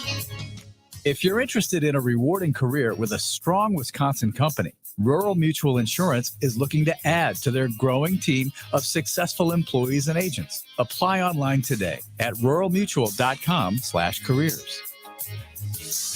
Rural Mutual Insurance, keeping Wisconsin strong. Well, the Packers going to be on the field tomorrow for one final time as they close out the offseason program with another OTA. Yesterday's practice missing quite a few veterans, including nearly the entire starting offense. The team did make one roster move official yesterday as they switched backup kickers, cutting Dominic Eberle and signing Gabe Burkich, who was just cut by Minnesota. After tomorrow, the next time the Packers are on the field going to be training camp July 27th. And finally, the Badgers going to be without safety Travion Blaylock this season. School confirmed to The Athletic today that the senior tore his ACL in spring. ESPN the first to report that news last month. With this Wisconsin Sports Zone Network update, I'm Zach Heil. Print.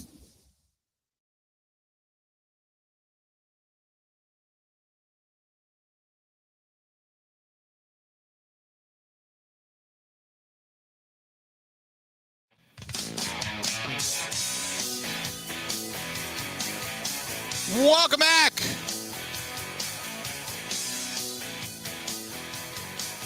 Bill Michaels Show. We continue on. Hopefully you are enjoying your day. 877-867-1670. 877-867-1670. Want to hit us up, by all means, go ahead and do so. One of the other guys that I forgot to mention who was drafted by the Brewers was Brandon Woodruff. Brandon Woodruff, another one. And you're hoping that he can eventually come back. Freddie Peralta came up through the system. He was actually acquired via a trade from Seattle, but he came up through the system. So anyway, that being said. So an interesting twist, which was kind of expected, but it throws even more of a raised eyebrow via the NFL in the Washington Commanders' direction. The letter today, the Daniel Snyder letter, informed the House Oversight Committee that he will not testify at their June 22nd hearing, saying he's going to be out of the country. He may stay out of the country. Who knows? It's been long expected that he would decline to testify. In the 4-page letter, his attorney, Karen Patton, said Snyder was willing to testify, but that the committee is not willing to consider changing the date of the hearing. Therefore, he will not be here. The letter stated that Snyder had a, quote, long-standing Commanders-related business conflict. He's out of the country on the first and the only date the committee had proposed for the hearing. So, the committee intends to move forward with the hearing, according to the committee spokespeople. We are currently reviewing Mr. Snyder's letter. We will respond. Congress started investigating Snyder, remember, in the Washington workplace culture a while back, going all the way back to October. And it's investigating the claims of sexual misconduct by many, but Snyder as well, and a charge levied by former employee Tiffany Johnston in that roundtable discussion before the committee. And on June 1st, the Oversight Committee invited Snyder and the NFL Commissioner Roger Goodell to testify at the June 22nd hearing. It's uncertain if Goodell's actually going to show up. The committee could still opt to change the date if the hearing, as sometimes happens, is less publicized in less publicized situations. They could change it. They can also issue a subpoena and say, no, you will show. You will show. So they politely nod their head and say, we are asking you to attend. Daniel Snyder says, well, I'm out of the country. I'm out of the country. No, I'm not going to be here. I got Washington Commander immediate business out of the country. And they could turn around and say, no, here's a little piece of paper that says you will be here. You will be here. Attorney Lisa Banks and Deborah Katz, They represent 40 former Commander employees. They said in a statement that we, along with our clients, are disappointed but not surprised that Dan Snyder does not have the courage to appear voluntarily. We fully expect the committee will issue a subpoena to compel Mr. Snyder to appear. It is time that Mr. Snyder learns that he is not above the law. And according to the letter, Snyder's attorneys responded 5 days later by asking the committee to provide more information about the scope of the inquiry. So this is basically what's going on. Snyder's like, yeah, I want to cooperate, sure. And he's got 1 foot out the door. And they're like, well, tell us what you're going to ask us, because they want to prepare. And the committee's like, no, you show up. We're inviting you to show up and testify. But let us know what, well, he can't be here. He's going to be out of the country. It's immediate Washington Commanders football business overseas. Do you believe that? I don't believe that. I think Daniel Snyder's like, holy crap. I'm screwed. I better start. He's probably, what's true, immediate Washington Commander, football business overseas is trying to find a place to live. Because he may have to go far away and buy some frontage property, in a war zone or something that's real cheap right now if he's going to try to escape this. The letter said to Snyder's attorneys, we are looking for basic information about Johnston's allegations, such as when and where it supposedly occurred and who else was present. According to the letter, the committee declined to provide any information beyond that. Snyder has denied the charges, of course. Now, the NFL also hired an attorney, Mary Jo White, to investigate Johnston's claim. The league then fined Washington $10 million, but that was it. The attorney generals in Virginia and Washington, D.C. are investigating the claims of financial improprieties by a former employee as well. And the team responded with that 105-page letter, signed affidavits refuting the charges that he was kiting money and basically stealing from the owners and stealing from everybody else, including the fans. Daniel Snyder's into it up to his hips and sinking fast. In the meantime, you got Roger Goodell saying, and God, I know people hate Roger Goodell. And Roger Goodell looks like a complete and total ass a lot of the times. Just this egotistical, pompous, puts himself on a pedestal, screw you to the rest of the world. Here's my middle finger, and I've got my pants down, kiss my butt ass. But Roger Goodell is a commissioner of football at this point. He is kick-saving like a hockey goalie, the owners of the NFL. He's got a lawsuit pending via Stephen Ross and the Miami Dolphins. He has got this Daniel Snyder issue. He has got the problem with Deshaun Watson and what he did or has allegedly done. Jimmy Haslam, the owner of the Cleveland Browns. He has got John Gruden, who he finally got as the mole off of his rear end, only to do it in such a blatant way that it raised more eyebrows than it was to just allow John Gruden to be around. Because then he had to explain, well, how in the world did you do an investigation into the Washington Commanders? And the only thing you could come up with of any impropriety was John Gruden's emails. Yeah, something stinks. I mean, the fish from the neck down stinks in that one. So we know he screwed the pooch there. And then he's got Mark Davis, the owner of the Oakland or the Las Vegas Raiders, quietly backing Gruden, going, go get him, screw him, go get it, because he doesn't like him either. And then then on top of it, just the little misdemeanor, whatever that happens to be, when Jerry Jones had the wreck, and then obviously he was paying money to a woman up to $3 or $4 million, and she claimed that she was his daughter. He says, no, it's not. Then everybody was saying, well, if it's not, then why are you paying her money? So he's got all of this going on that we know about. Now, think about all the stuff that we don't know about that's going on. But all of that stuff that we know about going on right now, NFL Commissioner Roger Goodell said, oh, man, I don't want to answer the phone anymore. You people are just killing me. But don't forget, Roger Goodell also making upwards of $40+ million a year with all the benefits of the NFL, plus his own private jet to take him anywhere and everywhere he wants to go at any time he needs to go. And he will have use of that for the remainder of his life. So there you go. There's a lot going on in the NFL there, Ben, isn't there? I'm just interested in if, you commit a federal crime, if you're able to just leave the country instead of testifying. I'm captivated by the fact that he can be like, I'm going to just go, I'm going to go to the Amalfi Coast for a week. You guys do the hearing. I'll come back later. He can go because if he leaves in the jurisdiction after being subpoenaed, well, then he's in a whole heap of trouble. They can actually go after him before he, gets on the plane. But when it comes to coming back to the country, if you decide to skip out on a subpoena, then you can find yourself being the grand prize raffle item at the prison dance. So, it's you don't want to go that far, because then you can find yourself doing some time at the Fed pen, if you will. So, I still. Daniel Snyder every day he breathes air, he looks more and more guilty. He's just a scumbag. Just a scumbag.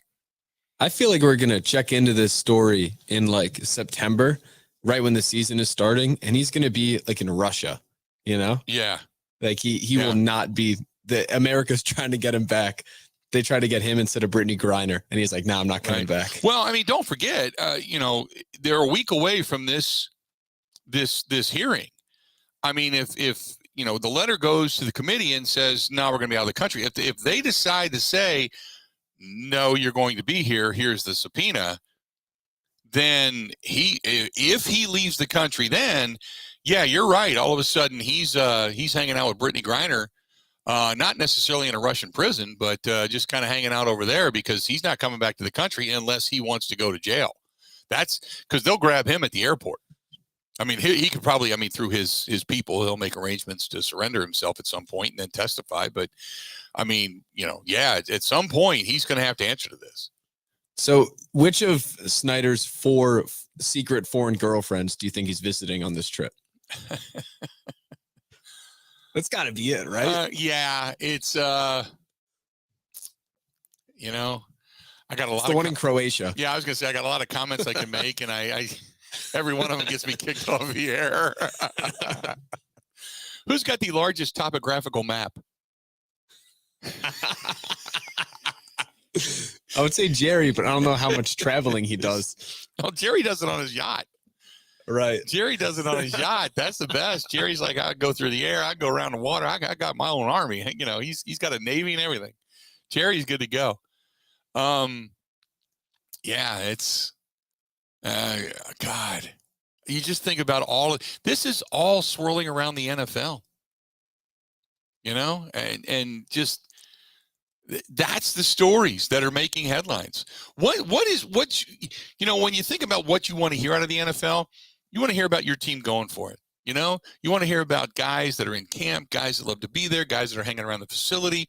They're working out, they're studying film, they're talking to their coach. You're like, let's go. Let's get this done. You want to hear stories about Aaron Rodgers taking out Christian Watson, Romeo Doubs, and and Sammy Watkins, and getting them on the same page. And come on over to my house. Let's do barbecues and let's talk and get to know one another. We got to accelerate this. We got to do this. You want to hear about stuff like that. Instead, you get Shailene Woodley's gone. I don't know who the new girlfriend is. I saw a picture of her. I don't know what to make of that. The biggest news that came out of Aaron Rodgers was the Poncha cleanse. You've got all the other stuff going on around the NFL. Roger Goodell, people quoting, like sources that say if Goodell has to answer to this, he's going to lose his job. And if John Gruden gets what he wants, oh my goodness, they're going to have to open up the floodgates of the emails and the vault, and all the information then is going to leak out, and everything that was kind of hidden behind closed doors, it's all going to come gushing out, and it's not going to be, it's going to make people like their jaw hit the table. The word I got a friend of mine who works. He doesn't work in Vegas, but he's very connected to Vegas. He does radio down in Arizona.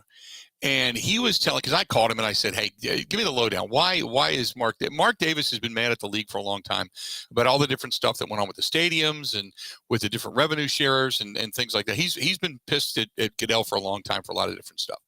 So I said, well, what is the expectation if indeed Gruden decides, because at some point, I guess what the lawyers are going to have to do is if there's a reasonable offer on the table, the judge then can compel John Gruden to say, you got to take it. Where Gruden and Mark Davis want to say, no, screw you, open up the vault. We want to see all the emails. We want to make everything public, full deposition and disclosure, which if that happens, all the secrets from behind the Washington Commanders, the NFL, Goodell, everything, text messages, their phones everything can be subpoenaed. And they don't want that because that's where all the bodies are buried.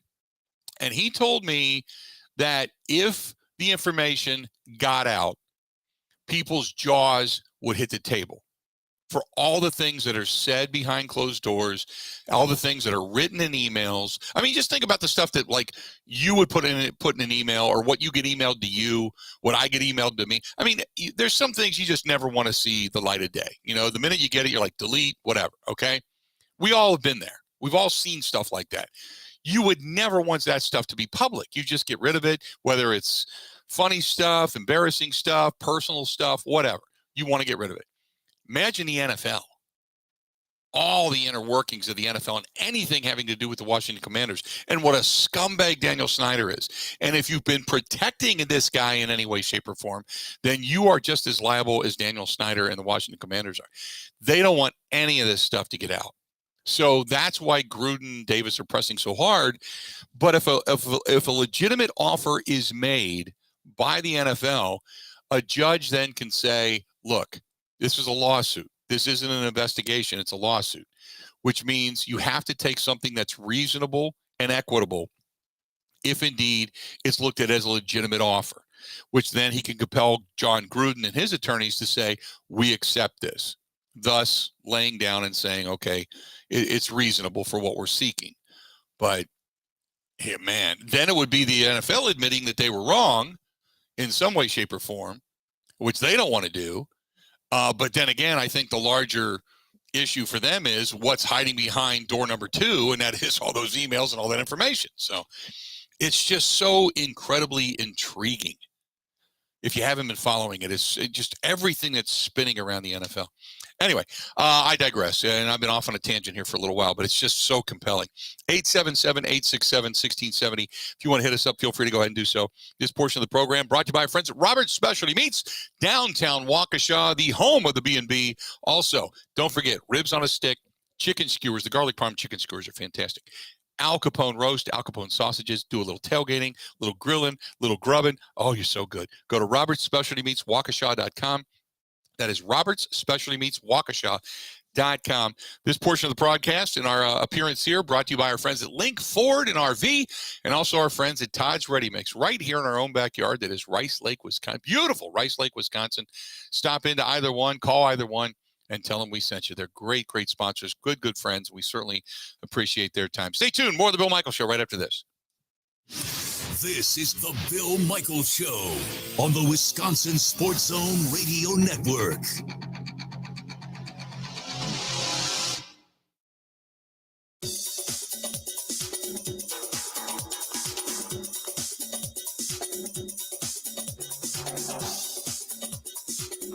Bill Michaels will resume in 3 minutes.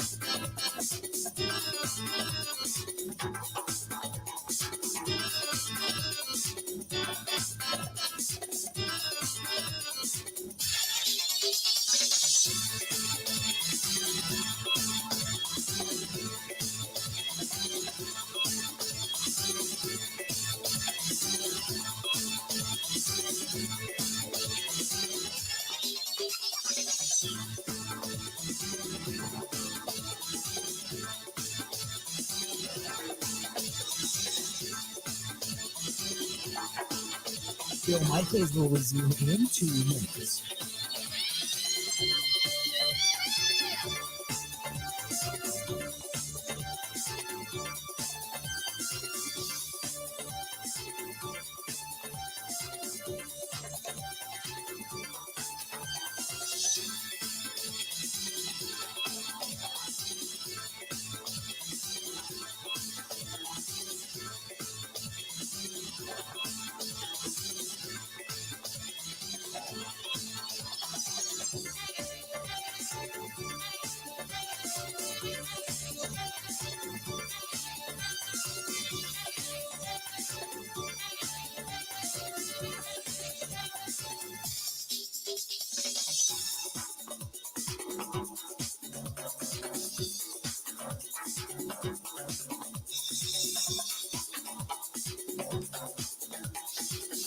Bill Michaels will resume in 1 minute.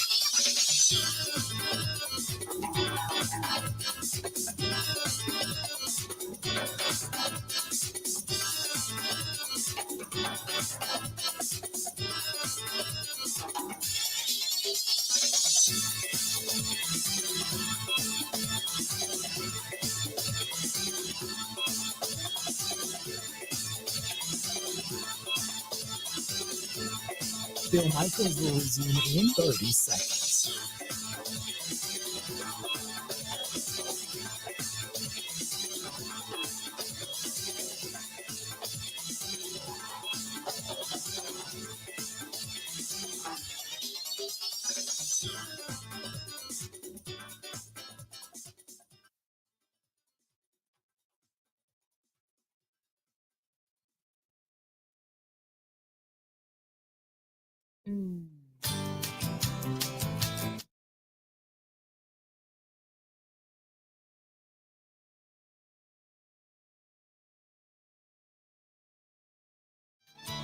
So imagine, Ben, you and I are hanging out one day and just playing a little pickleball, man. Some dudes walk over, big dudes walk over, and you're like, I don't know if I recognize these guys or not. And then you think, wow, maybe they're, like Marines or military or something. No, maybe not. Did you see the story about TJ Watt? No. I was wondering where that was going. Yeah, TJ Watt, Pittsburgh Post-Gazette. A woman, Meg Burkhart is her name. Avid pickleball player, older lady. I don't want to say older in the sense and offend anybody, but she's an older lady. So little, small, diminutive older lady, as a matter of fact. Meg Burkhart. She's playing pickleball, and a player who jumped into into compete kind of just jumped out with 3 strangers. She wanted to play pickleball, and they said, "Come on over." So come on in. She was there at the courts and hanging out, and she started playing pickleball with these guys. She was playing one-on-one, or they were playing one-on-one. She jumped in. Another guy came over that was with him, jumped in, and she said, "I could tell they were all beginners. They didn't really know the game, the nuances of pickleball." She said, kind of laughing, saying, "Don't tell them I said that." But she thought, it's great. I get a chance to play, And so there was a guy that was sitting on the bench. She thought maybe he didn't have a paddle. That's why he's not playing. So she said, I grabbed my extra paddle, rolled on over, plopped down next to him, said, "Hey, do you want to take these guys on?" And that's how she jumped into the game. And the guy said, "Sure, no problem, So she is playing with pickleball with one of these other guys. She didn't know who he was. Turns out it was Minka Fitzpatrick.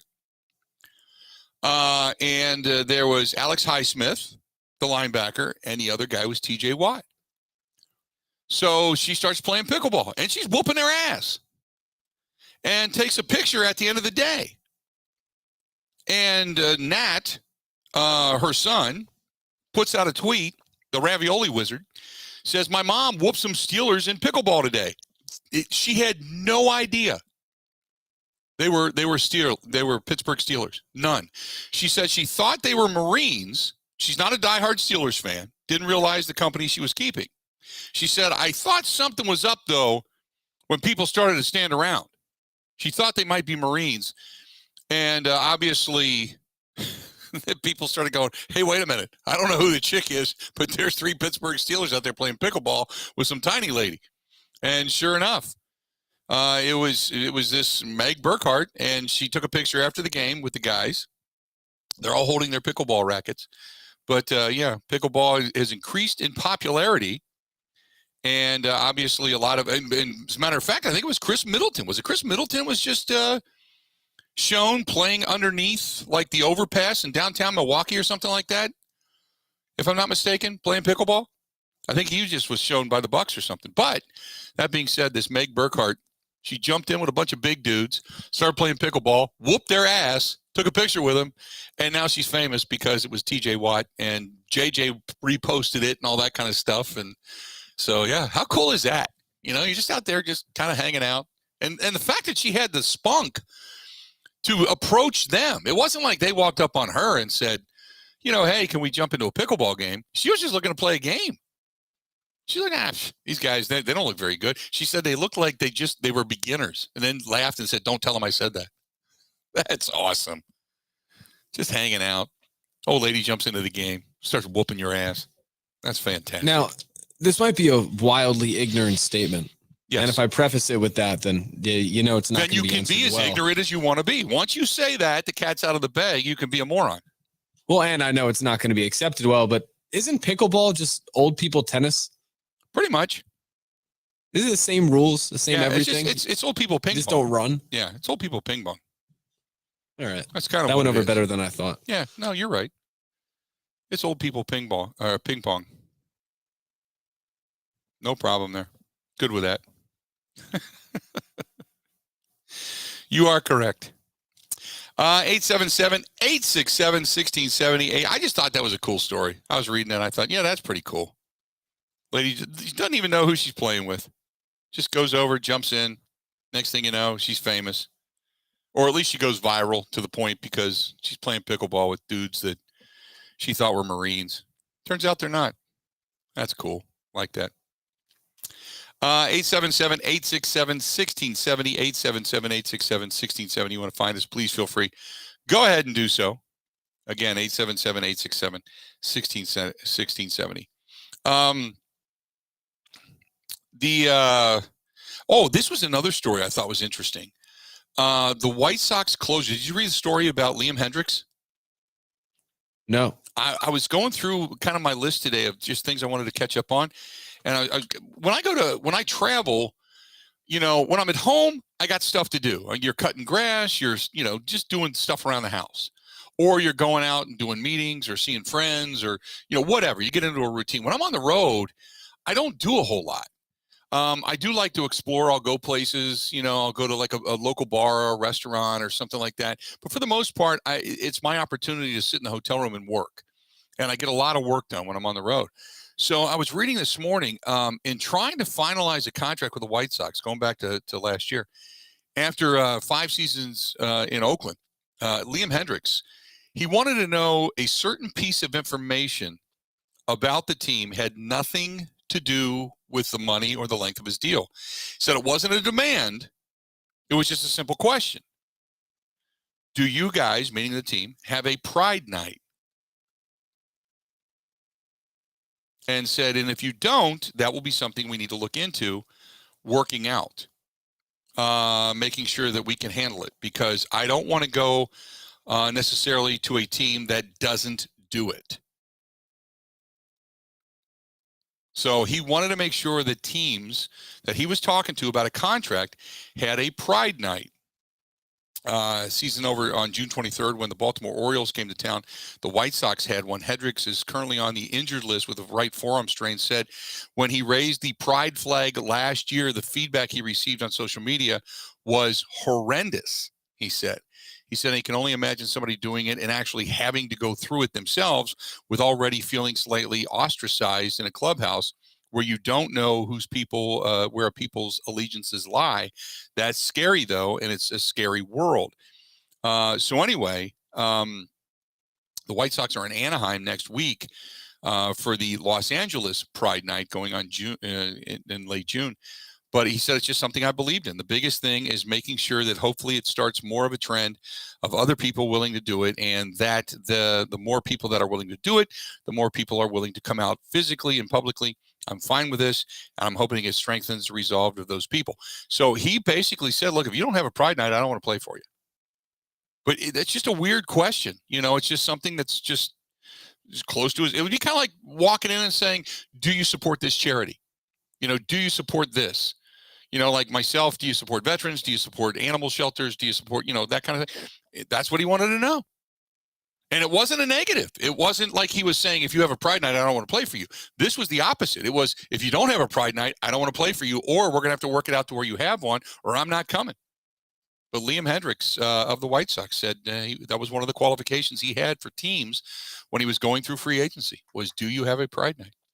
Let's do this. We're going to go ahead and step away, take a quick break. We are broadcasting live Turtleback Golf Course. We are in Rice Lake, Wisconsin.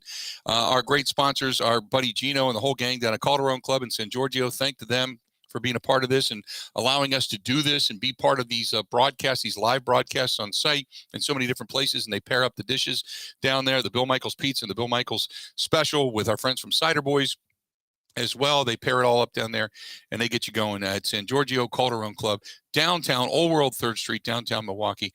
Great Italian food. Stay tuned. We got more coming up right after this. Covering Wisconsin sports like a blanket. This is the Bill Michaels Show on the Wisconsin Sports Zone Radio Network.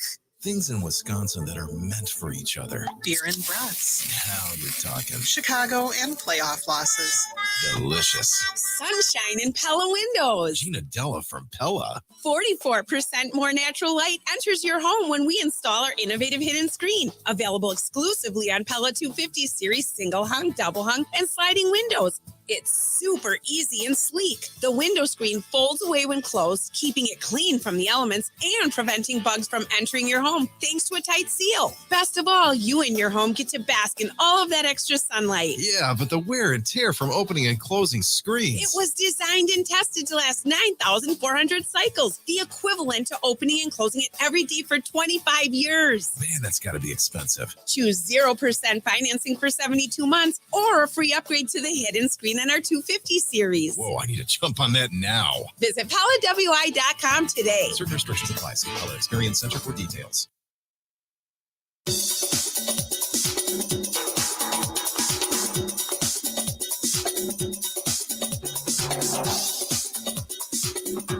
Bill Michaels will resume in 5 minutes.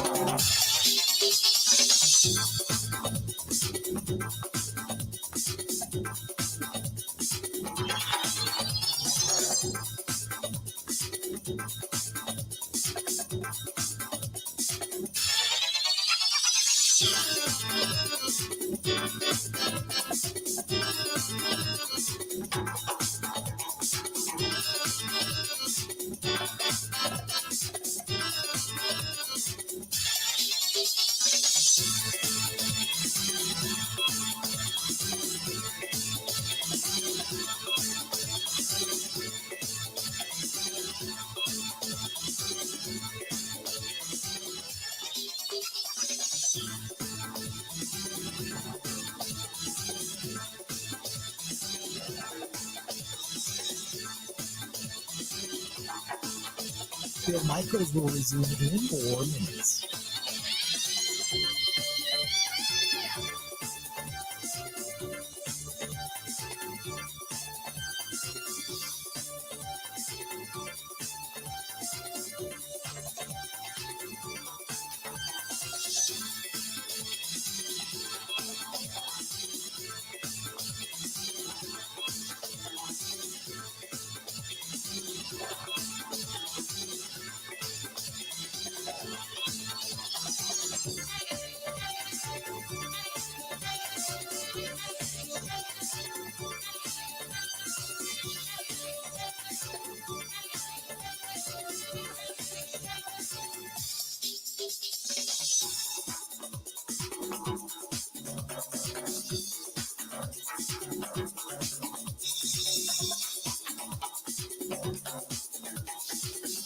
Bill Michaels will resume in 3 minutes.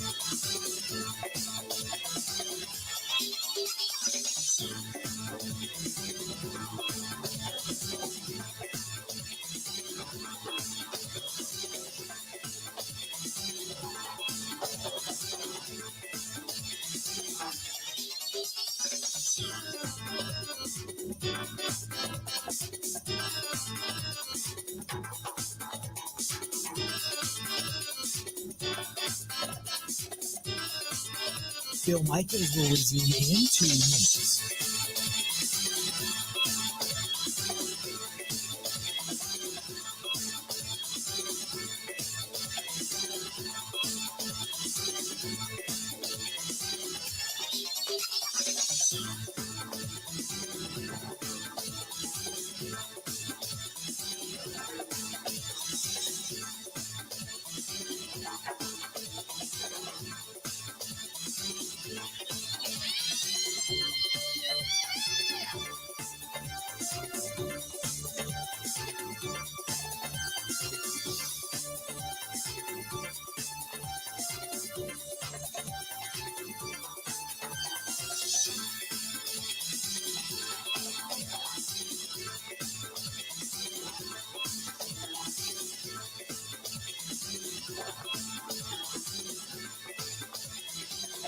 Bill Michaels will resume in 1 minute.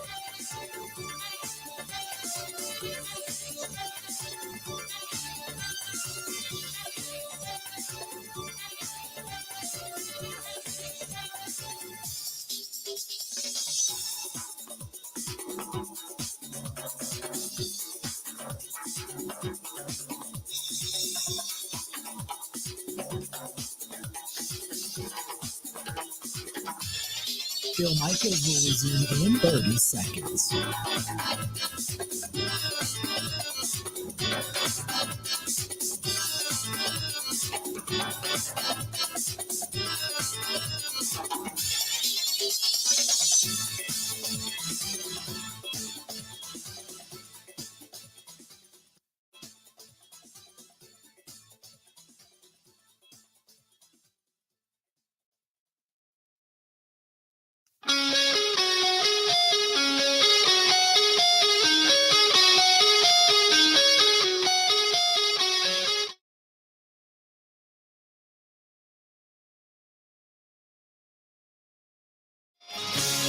Hey, reminder, coming up this weekend, going to see on Saturday, Wisconsin Harley-Davidson, which is the best. I mean, my opinion.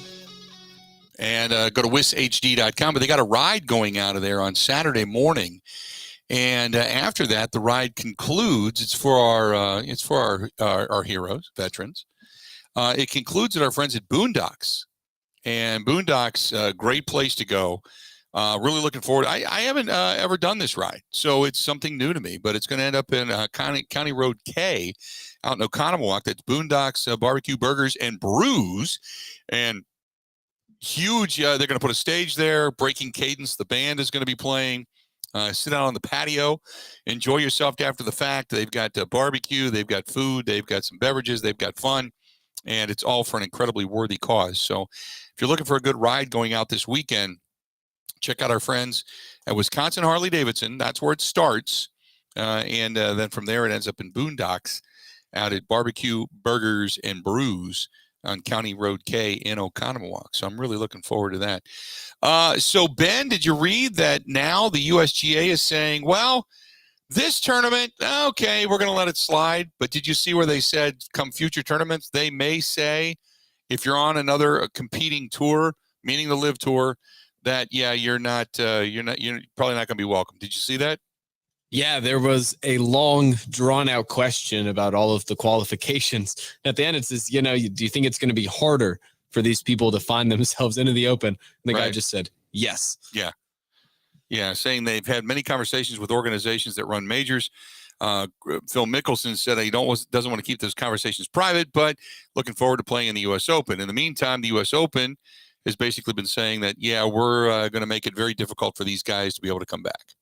So, which is good. I got to think on the heels of that, going back to our discussion before about Augusta being a 100% invitational and a privilege to play, I got to think that is the warning shot over the bow that basically tells these guys, yeah, if the USGA can make up its own rules to go along with in the game of golf to say you cannot come back and participate in a U.S. Open, I got to think that Augusta is going to say, guys, you're not welcome at all.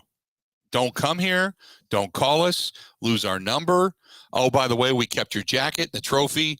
We're going to just put it. By the way, if you want it, you can probably find it at Goodwill. You know, suddenly you got a couple of green jackets showing up over at Goodwill. No, it's like, Phil, you remember that shot you hit in 2010 over the water? Yeah, we planted a tree there. Yeah. Yeah. In your honor, you'll never do it again. I will say, though, with all this, like I said, it's going to look a lot different then.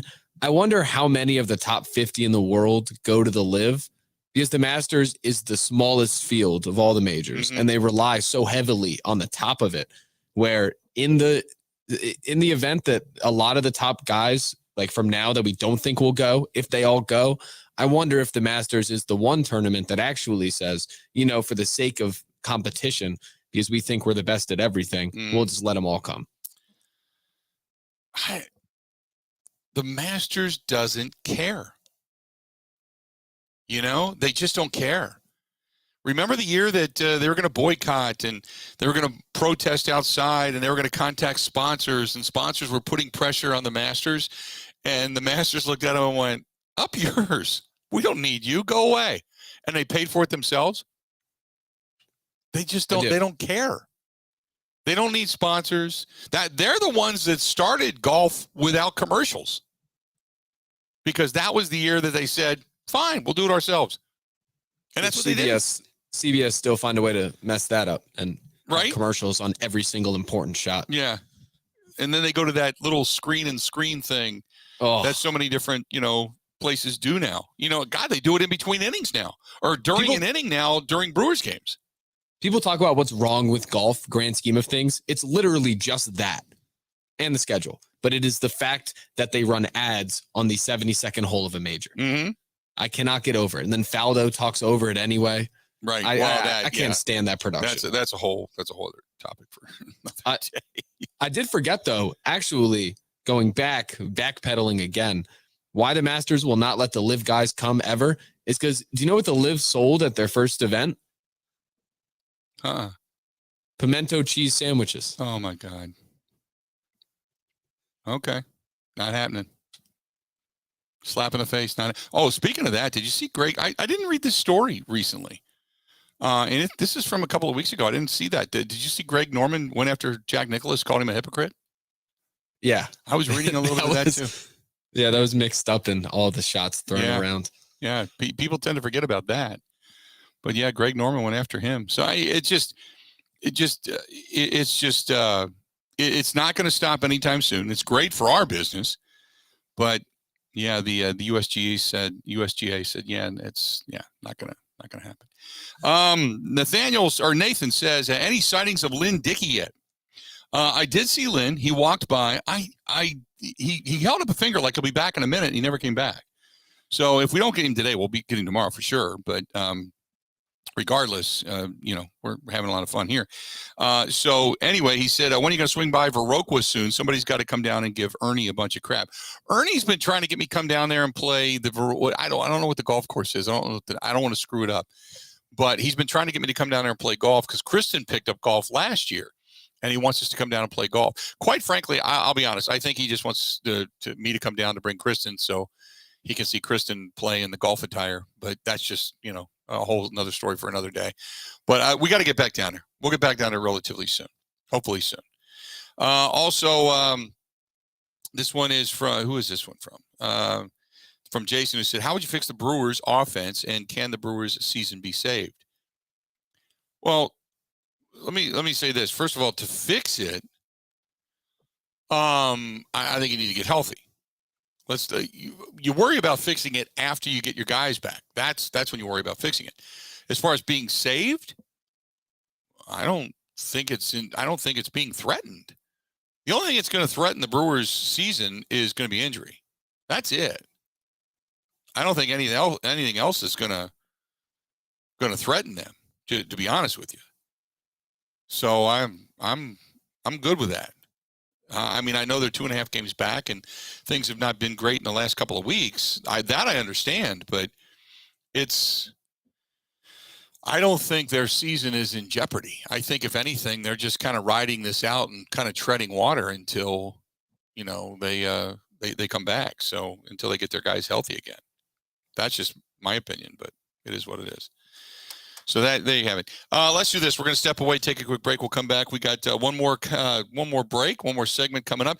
Got to say thanks to our friends at Todd's Ready Mix out here up here in Rice Lake, and also our friends at Link Ford for bringing us here and being big supporters of the program. So thanks to them for being a part of it as well. Stay tuned. Final segment. Bill with Michael Show coming up next.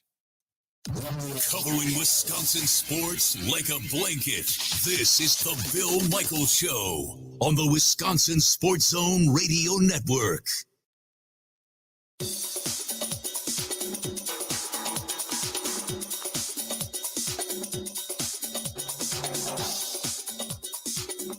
Bill Michaels will resume in 3 minutes.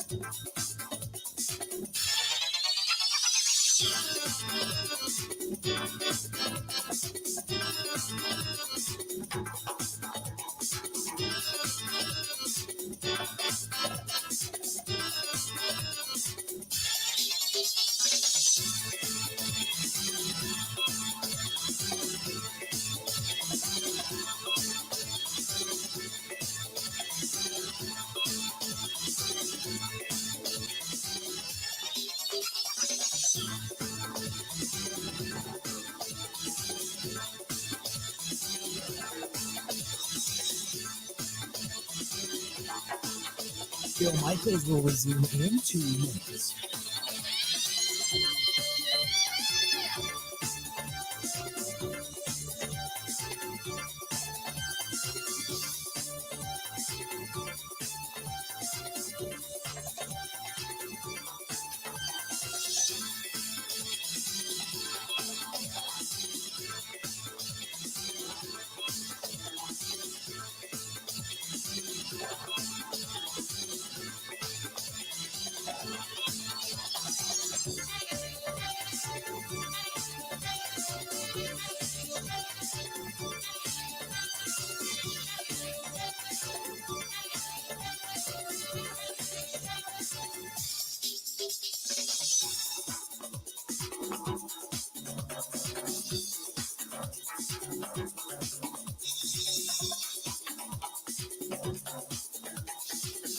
Bill Michaels will resume in 1 minute.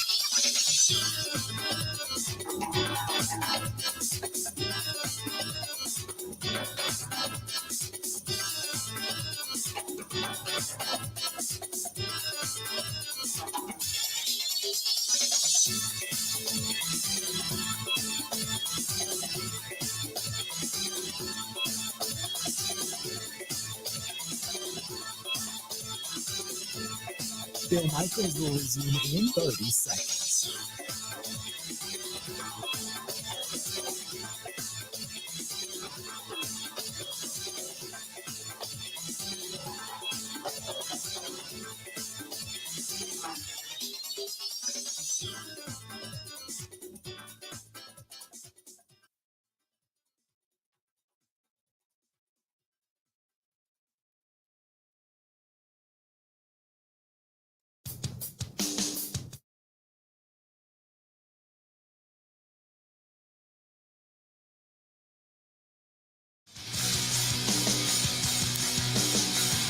Welcome back.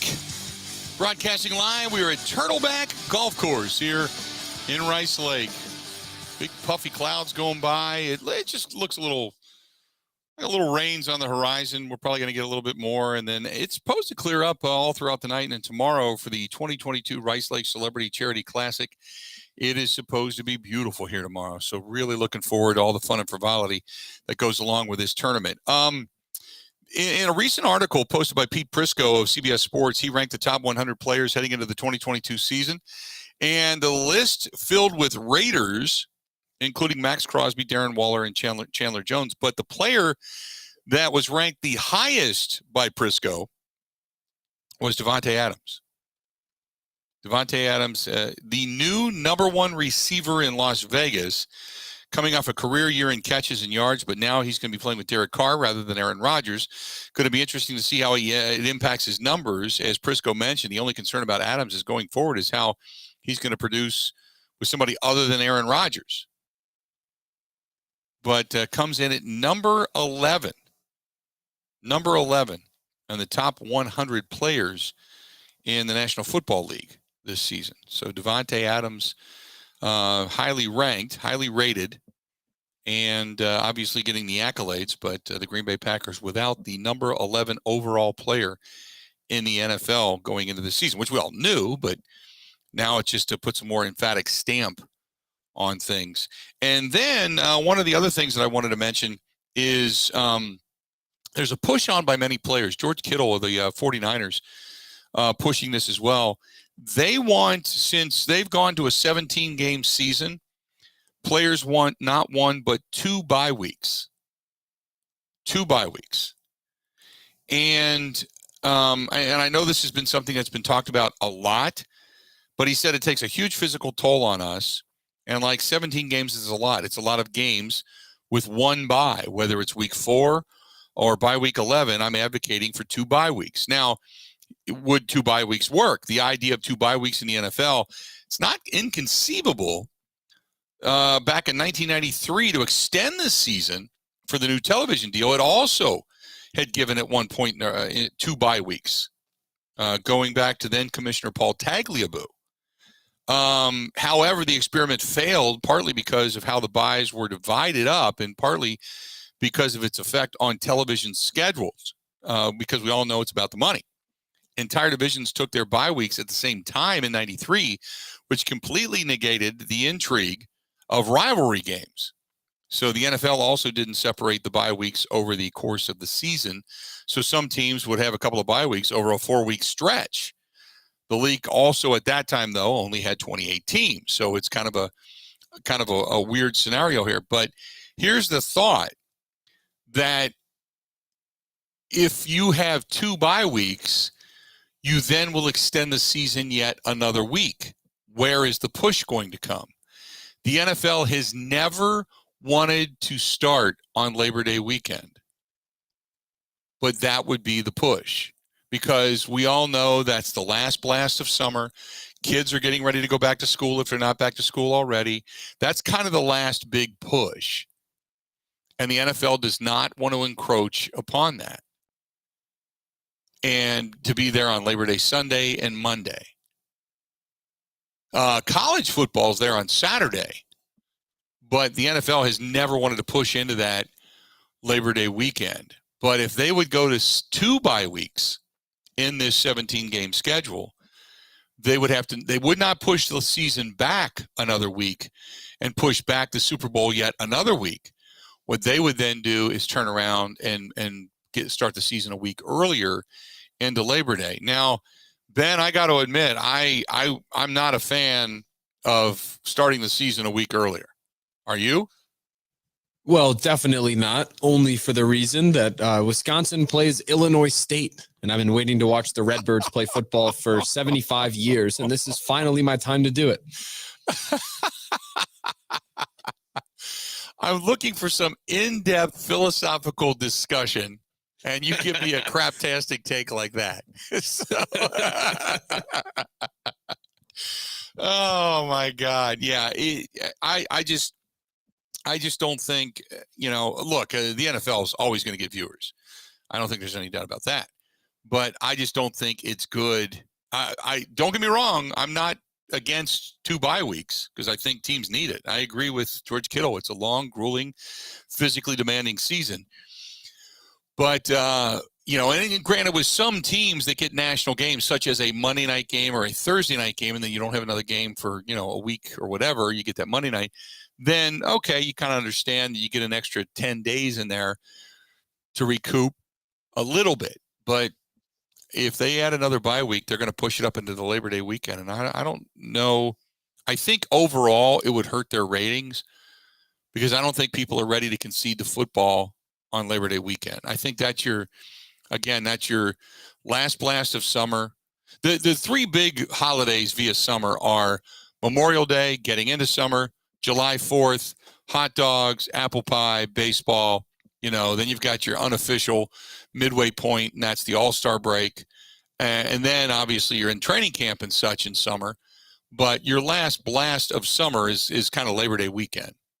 And you get that, and it's been iffy. I mean, some years it's been 95 degrees, and other years it's been 75 degrees and rain, so it can feel like football weather, but I don't think anybody's ready to give that up just yet. And I think while it won't kill the ratings, I think it hurts the ratings a little bit. And the NFL is all about the ratings, all about pounding their chest and claiming supremacy.